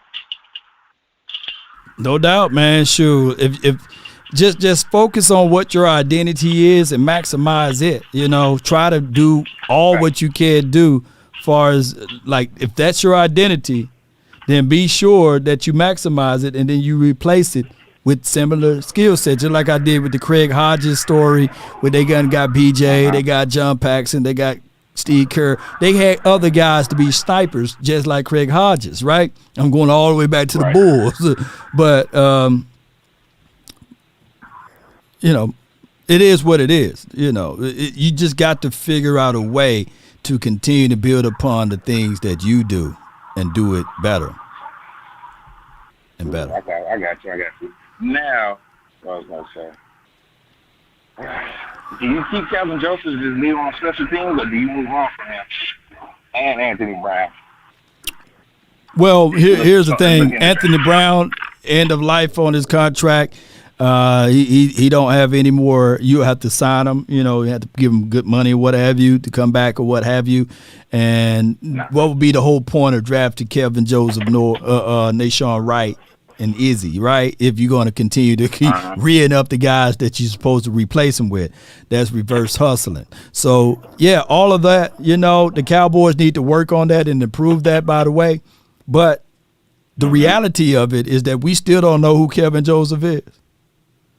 I mean, we all know he's the guy that gets burnt on the side. Oh, no, he don't get burnt. He's there, but the wide receiver's going to catch the ball. Well, he didn't. Now I sound like an advocate for him, right? Like Law, you're an apologist for Kelvin Joseph. But we haven't seen him go into a game where it's like he had 3 weeks to prepare for that spot. It's always been knee jerk, hey, put him out there. Knee jerk, put him out there. And, of course, one can argue and say, well, hey, Bland did it, you know, but not all DBs the same. So it'll be shame upon shame as it relates to the staffing if they drafted a guy in the second round and never gave him a full chance to earn his ground. So that's just what it is. Unfortunately, I'm not saying that the Cowboys should keep Kelvin Joseph, but dog it, they should at least see what they can, you know, see what they got out of Kelvin Joseph. You know, just see. I mean, he's a great gunner. Like that's what I'm saying. I would keep him on special teams and let him run, like, because he's a great gunner. But as far as a DB for number 2, I don't know, man. We need somebody else over there. Well, don't you know what? Before I let you go, fam, because I'm trying to cut these short. Yeah, I got you. We had the same situation with Shadarius Ward. Shadarius. However you say that man's Ward. He played the Kansas City Chiefs, and now he's on the 49ers, and everybody said, hey, look at that dude, man. But we had him over here and we chopped him up and sent him off. Never got a chance to see who he was. So this is how it goes, man. Appreciate you, fam. Appreciate you, man. No doubt, man. I hate to rush y'all, but I'm gonna have to get ready, man. 901, you live. Law Nation, what's going on, bro? Nothing to it, Chief. Talk to me, man. Hey, well, first I want to just say I appreciate the channel and all that, especially when you just allow folks like Brendan, a.k.a. John, a.k.a. 815 area code to vent and get all that sadness off his chest. Yeah. But and when we talk about how the Cowboys can restructure their salary cap issues and all that, I would prefer that we, as the Cowboys, gone ahead and consider extending CeeDee Lamb and extending Trayvon Diggs right now. Because I'd rather pay them now than pay them a lot more later. Yep. But we like to wait until they all way done up with their contract and now they worth your arm, your leg, your liver, and your right testicle. Yeah. And so we gonna make it work.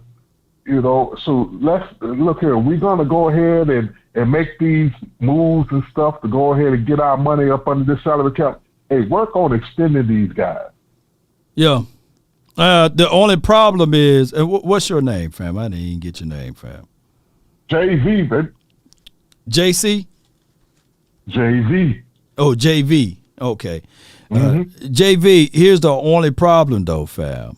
A philosophy is a philosophy. You know, it's like asking Shaq to shoot a three, and he ain't gonna do that. And asking the Dallas Cowboys front office to approach these guys early to extend their contracts, like right now, right? It's like pulling teeth right now. To save money, it's like pulling teeth right now. Still get, I'm pretty sure we can get a nice free agent by still extend these guys. If folks want to think of it all the way through. Yeah.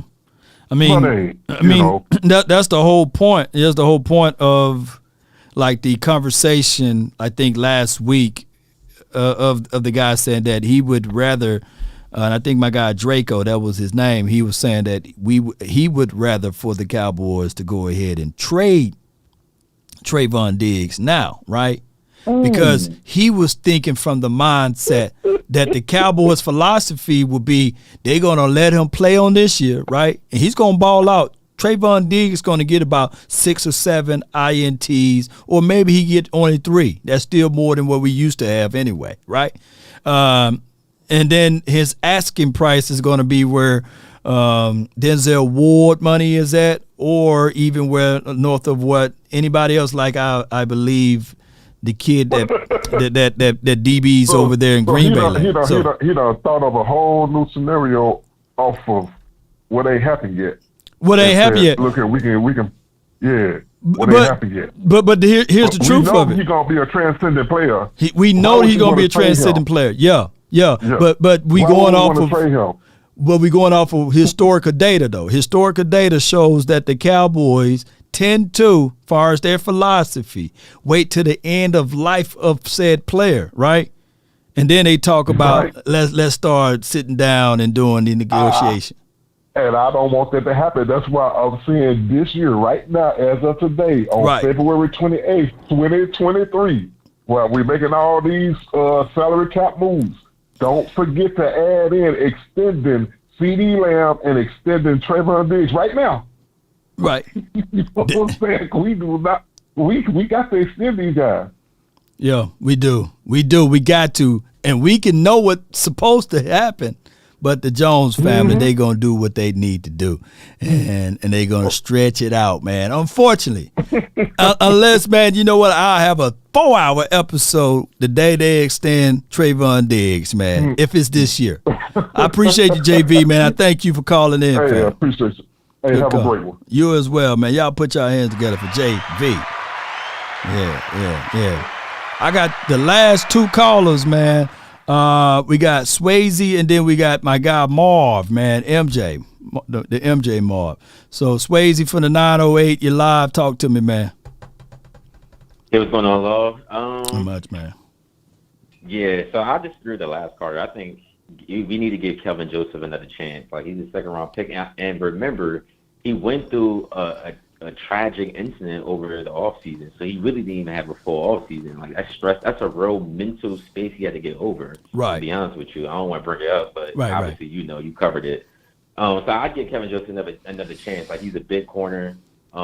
Even him being a gunner, the way he follows, the way he follows people, he has great instinct. So I'll probably just give him a full offseason, give him another chance.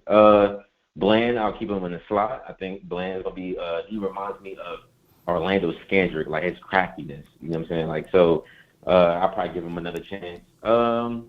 With the Dak situation, I was thinking about not extending Dak, obviously because I didn't think he was a franchise, but it's a logical thing to extend Dak. We can't afford to give him $49 million. Like, if you want to have any chance to win, especially in this, like the NFC is not even that good, to be honest with you. The best team is the Eagles, and I think if we give this team a little bit more talent from the offensive end, that wide receiver, I think we could overcome the Eagles. We obviously put up points against the Eagles during Christmas Day, so we're capable of doing that. Aaron Rodgers, he's thinking about leaving the NFC. Tom Brady is no longer there. I mean, we might have to worry about the Commanders, because the Commanders are one quarterback away. I'm not gonna hold you. Like, they have an elite defense, and I love their offensive line.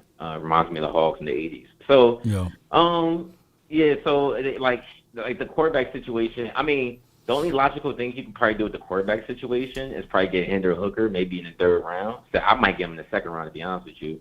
Do you have someone just in case that goes off the hinges and he completely is just like washed the following year? You have some type of future at the quarterback position. Yes, that's pretty much it. Right. I think a lot of people are just too emotional in some of these subjects. If you look at it from a pure football standpoint, you probably can see both sides. Like, do I think Dak Prescott is a franchise quarterback? No, I think he's around the Ryan Tannehills, the Donovan McNabbs, the Alex Smiths, someone that is capable of doing it, but you need to put a lot around him. I mean, a lot. So they are right, and you also right as well, saying that, like, what you're going to do about getting rid of Dak Prescott. Like, we have no choice in the mind. But that also gives the other side a point, because the other side point was like, it's probably we should never give him a contract in the first place. So if you agree that contract is bad, hindsight, then Law, you do agree that we should never give him a contract in the first place, especially that big of a contract. So, that's pretty much it. I'm gonna let you go though. No doubt. Appreciate you for calling in. That's Swayze, man. Thank you so much, man, for calling in. All right, so the contract itself is a contract that I believe that he ultimately earned that contract. Nevertheless, the only part of the problem that I have with the contract is the no trade clause within the contract. Meaning, because we are back at this point. We can't go left nor right. We just got to sit back. And the only reason why I say that is because of the fact that if the Cowboys are hesitant on even reaching out to his agency and they haven't even began to talk about the extensions and things like that, like what are we waiting for? Get it going the best way possible. Nevertheless, I got my guy MJ, man. You're live on the Nation from the 206. What up, Law? How you been doing, brother? Man, doing great, man. Talk to me, man. What's on your heart? Oh, man. Just make sure you have fun on your vacation, man. You and your family.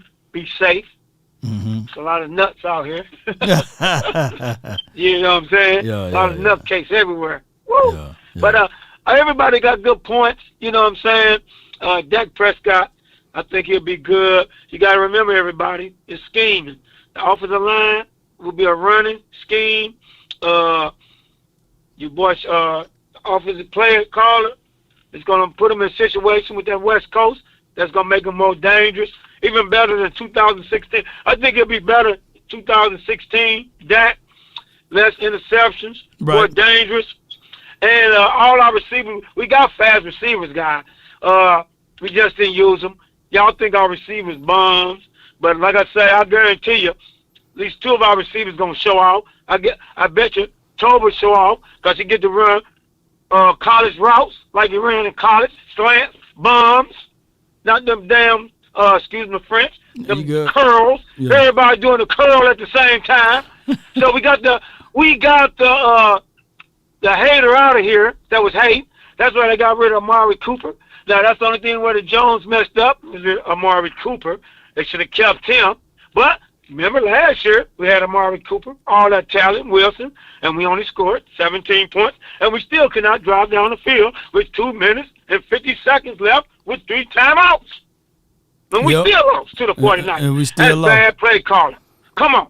Yep. So we probably would have did the same thing. And then, remember, even though I kept telling Law to all the fans, it was 12-5, but if we could have, should have, would have, we should have won them 2 games when we had Green Bay and Jacksonville. We were killing them, and we choked. So that wasn't Jerry Jones. That wasn't, you know what I'm saying? We choked, guys. We choked again. We could have been 14-3, had home field.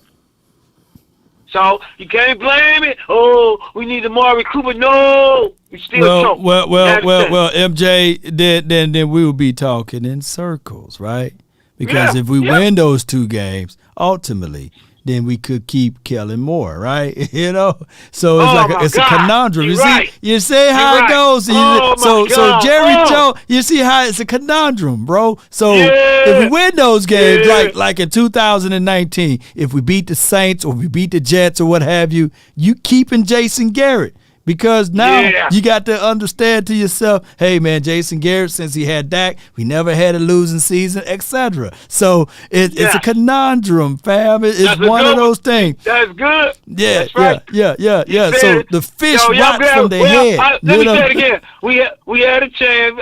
I'm glad. Well, I'm glad the weak link is gone. To put it in fact, we have no excuses, and we win championships in the trenches. No doubt, man. Only one guy I want, and me and Law keep saying it. If the Redskins don't sign him, that's the only guy I want. Payne, they just signed him to a franchise tag, so he gonna be there. We got Harper, we got 33, we got linebackers, guys. That's why they probably cut that linebacker coach, cause them linebackers we saw in preseason was balling. Yeah, he gone. That linebacker gone over. That linebacker coach. Nah, I ain't gonna even say his name. I ain't gonna do my guy like that. Well, that's good. He going to Tampa Bay now, though. He going to Tampa Bay. Well, let him stay at Tampa Bay because he had all that talent with that youth, and you kept playing them old guys. I said, what's number 50? He turned it on in preseason. He's in every run. You know what I'm saying? Dude run a 4-4. He's not on the field. Then you got 14 that could cover halfbacks. He's not on the field. Then you're barely playing 33. We make an excuse, oh, well, he didn't know the... No, I don't want to hear that. Y'all pumped him up and said, oh, 33 ready to play. And then you start hating on him. No. I'm glad I get rid of all the guys that ain't playing the right guy. And number 96, if you're listening, I think your time is up, brother. You've been no choking. doubt, man. I appreciate you so much, man, MJ. Hey, Lord, I got to keep it real. If you're choking for the Cowboys, you got to go.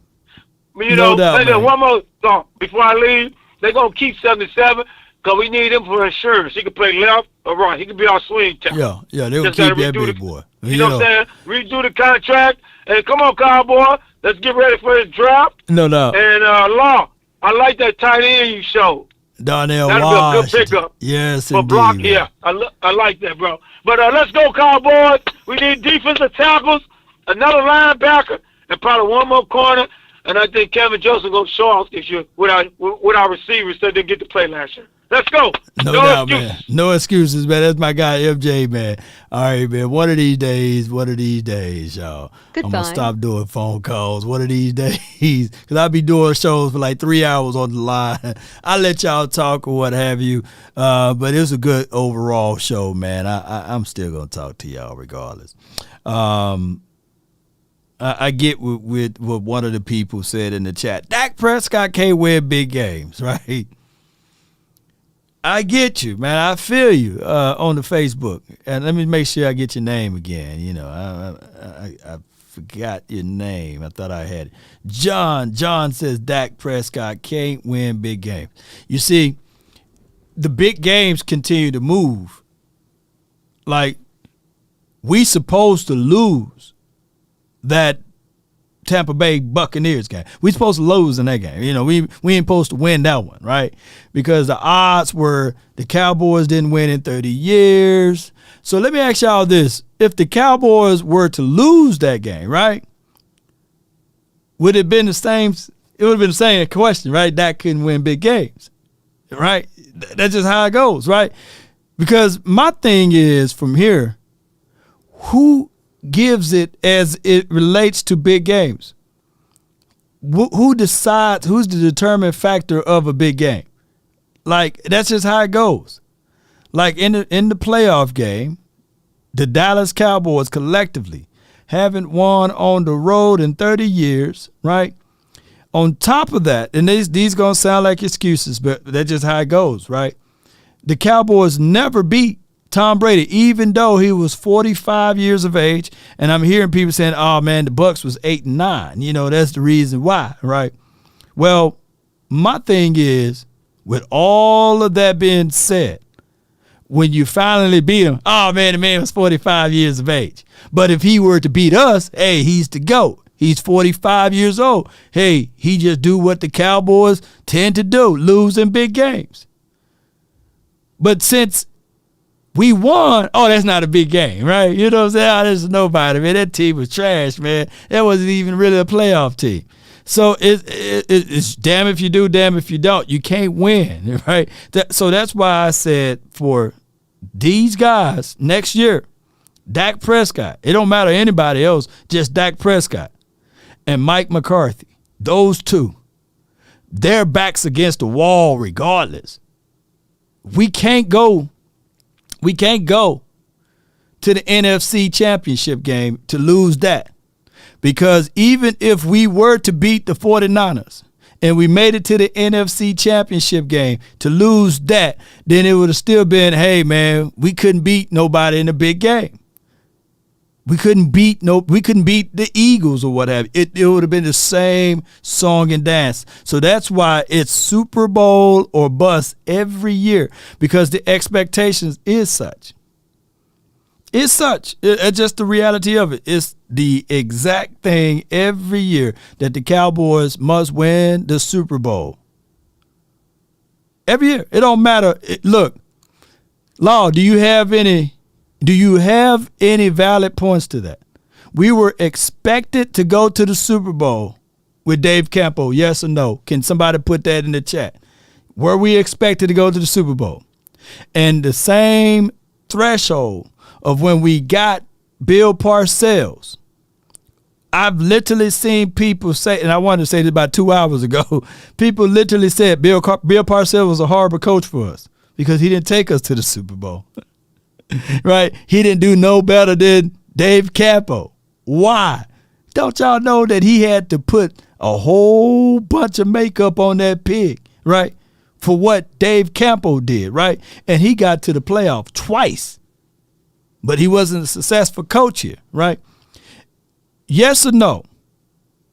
Under Wade Phillips, we supposed to go to the Super Bowl. Yes or no? Let me know. We was a Super Bowl caliber team under Wade Phillips. Yes or no? Can somebody tell me yes or no? The answer is yes. Where Wade Phillips been successful at in his career? Like where have he been successful? Right? As a head coach. But we supposed to under Wade go to the Super Bowl. Case in point, to my knowledge, we supposed to win multiple Super Bowls under Jason Garrett. Yes or no? Yes or no? It's not the fact that it's Super Bowl caliber. I got a BMW right there that I can just do like this and it'll start. It'll clap. It'll actually tell me the temperature and everything. Don't mean just because it got all the bells and whistles in it, don't mean that my daughter know how to drive it, right? I gave y'all that analogy earlier. Right? It's a luxury vehicle. It's nice. It can tell you the seat warm up. It blow cold air when it's hot. It blow warm air when it's cool. You know what I'm saying? It got all of the bells and whistles. I can start it. Somebody can steal it right now, and I can know exactly where they at. Right? But just because it got all of those features on it, don't mean that just because I put my daughter in there that she know how to drive it. And that's what we've been going through for all of those years with even Jason Garrett. But as Cowboy diehard fans, I'm not finna turn my back on the team. I'm going to still say, well, hey, shucks, man, we're going to have to figure out another way, right? Even under Jason Garrett. But our expectations were that we going to have this guy that was an undrafted quarterback by the name of Tony Romo, right? To go in and win us a Super Bowl. Under Jason Garrett watch. Fast forwarding all the way to the year 2023 now. The expectations still been the same. It's still Super Bowl or bust. While everybody else are surrounding pieces and putting things in place for their team to be elevated to get to the Super Bowl, we take away. We don't need this guy. We trashed this guy. We trashed that guy. The last time we had a big free agent move for the Dallas Cowboys been Brandon Carr. Brandon Carr. John says, I got robbed against the Packers, but no telling what we were going to do against the next team. Right? No telling. The unknown. That's just how it goes. But, man, we beat the Seattle Seahawks earlier that year. Yeah. But it don't mean a hill of beans. When you're not prepared, when you're not ready. Just like I said, those excuses begin to build up real tall. And it began to look you right in your face. The field was slippery. You know, the sun was shining in the face. Oh, my gosh, man. That's just what we up against, y'all. That's just how it goes. But what we like to do in Cowboys world, we'll narrow it down just to the quarterback, right? We'll narrow it down. Oh, and it's the same thing. We've been talking about the same exact thing for over 20 years now. Tony Romo can't win the big game. Drew Bledsoe, when he was here for a cup of coffee, he couldn't win the big game.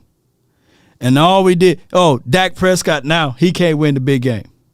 Well, who can? Who can win the big game here in Dallas? Name me who.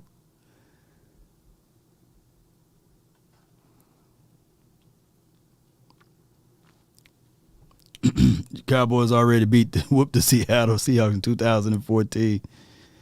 Yeah, but that don't mean it was in the playoff, though. Yeah, but y'all see how that goes. Who was the Trev says Romo was the MVP level in 2014. Who was the offensive player of the year? If Tony Romo was the MVP level and he didn't get the MVP nor the offensive player of the year, then what level was Tony Romo in 2014? You see, the Mandela effect always settles in.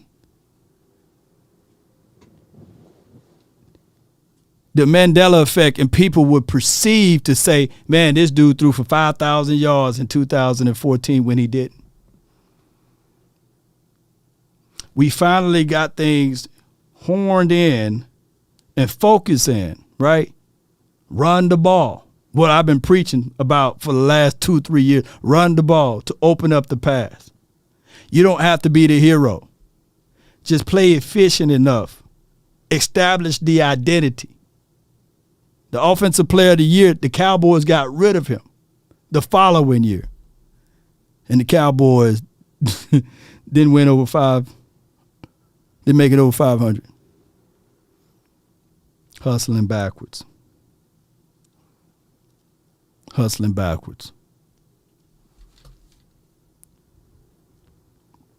DeMarco Murray was the offensive player of the year in 2014. Tony Romo threw for 300 yards only one time that entire year. Only one time.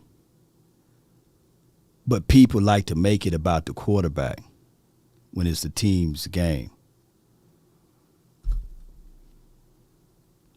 All right, I done talked to y'all long enough. I appreciate y'all so much for tuning in. The Dallas Cowboys still got some homework to do. Still got to evaluate some players. Still got to look into the situation about what will be their identity. Hopefully, for what Coach Marv said about 2 hours ago, that Mike McCarthy is establishing that. And inch by inch is taking away some of the old philosophy ways, the philosophical ways of what the previous administration laid ground to. Right? Team, together, everyone achieves more. That's what that's supposed to mean. Now, in order for this team to do that, the front office got to be a part of this team. Not work against the team. Not go against the grain. Go with it. right? Have you ever seen a lot of people that lose in hair on the top of their head? Why? Is it genetics? Is it the type of chemicals that's poured upon them? Figure it out. Go with the grain. Don't go against it. Just don't stress yourself out. Don't worry yourself into a pulp. When life itself is a code and everything around it, once you identify it, can fit right into that groove. You know the craziest thing of it all? That even a seed that you plant into the ground,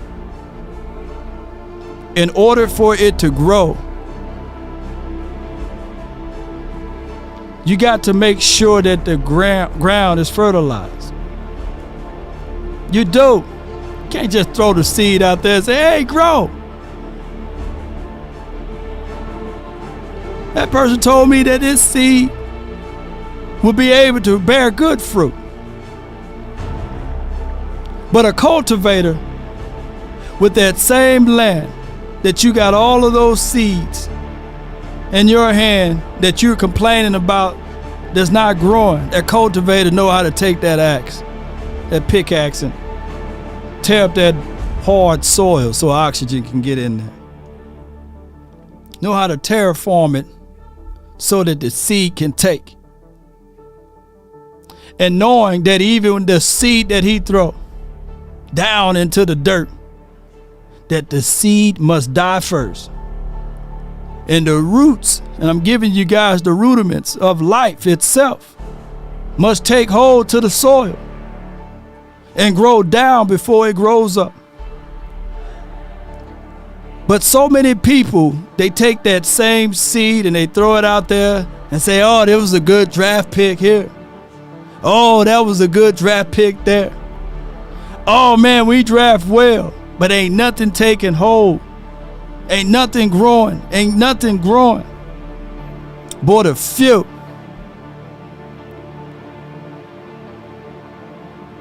And that's how the Cowboys been operating.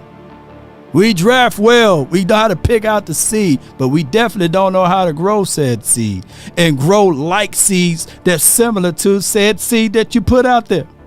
You got too many different types of things growing and not the same. No identity. Every week to week, we were a different team last year. One week we're run first team. The next week we showing 14 personnel, 13 personnel, had the collector of plays. And we were expecting to go into the playoffs, right?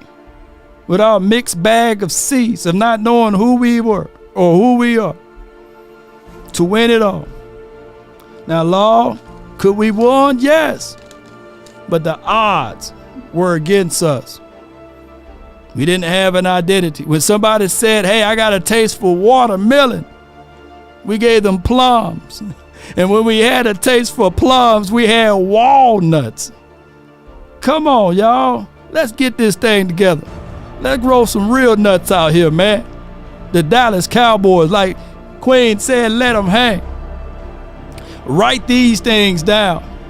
And if you want a thing bad enough to go out there and fight for it, to work day and night for it, to give up your time, your peace, and your sleep, if all of your desires of it makes you quite mad enough that you don't get tired of it, and it makes you all hold everything tawdry and cheap, if life itself seems empty and useless without it, and all that you scheme and dream is about it, if you will gladly go out there and sweat for it, fret for it, or plan for it, and lose all terror of your mind, if you would simply take the things that you want and go after it with all of your capacity, strength, and sagacity, with faith, hope, and confidence, and stern pertinacity, if neither cold, poverty, or famish, or fame, or sickness of your body or brain can turn you away from a 5-hour show that Law Nation be doing. If dogged and grim and besieged and beset it with the help of Almighty Cowboy Nation, You will get it. Shout out to you, Sadiq, for the super chat. Better late than never. How are you, Law? God bless you and your family. DC for life, not for short. I appreciate you. What are you growing in your yard, y'all? It better be a cowboy seed. It better be something that can take hold and grab on when it grows the right way. That's what it better be. And knowing who you are is more important than guessing. No shade at the communities out there. That's been my time. I really appreciate you all for yours. Don't cancel me now. You know, I was saying the communities in general. You know, I ain't talking about a certain community. You know. Emotional, damn it. I love y'all, man. Let's go, Cowboy Nation. Roll those credits for your boy. One way or another. Come on.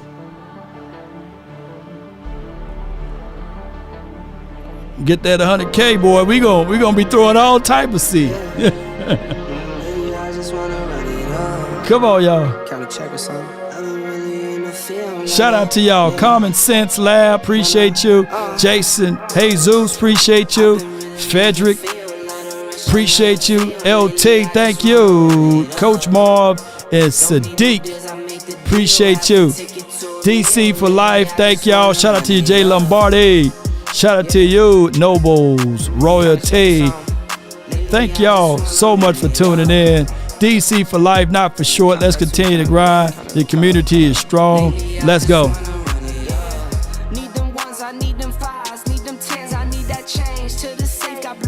Come on. Oh, man, who let that bird out, man? Come on. Did you get him? Got him. Hey, Peter, leave me alone. Thank y'all. One love, baby. Boom. Search for the one, but baby girl, it's nothing real as this. Can't trust a soul, I keep a hammer, call it too legit. Sacrifice, don't give up the fight. Everything will be alright. That's for Common Sense birthday. Sunday, yeah. Depend on you. Uncle Charles. If you win or lose, you know you got to pay some dues to live on Monday, yeah. If anybody don't like that song, Hey, bro, come on now, dog. Come on, man.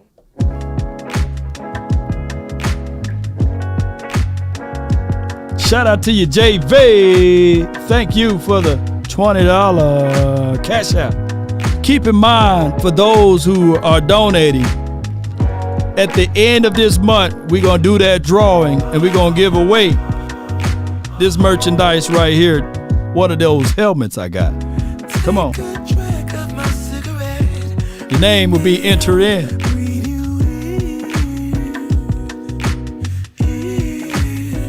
Yeah.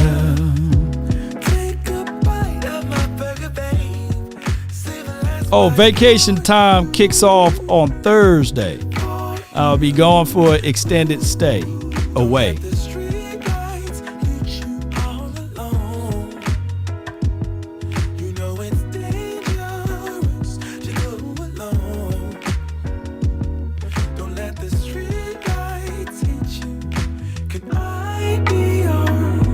Player two, I follow. Wherever you go, whatever you do, player two. Loud, free. Desire, you realize the mystery. Clock and desire, you see only the manifestation. 7 more and another one. And another one. And another one.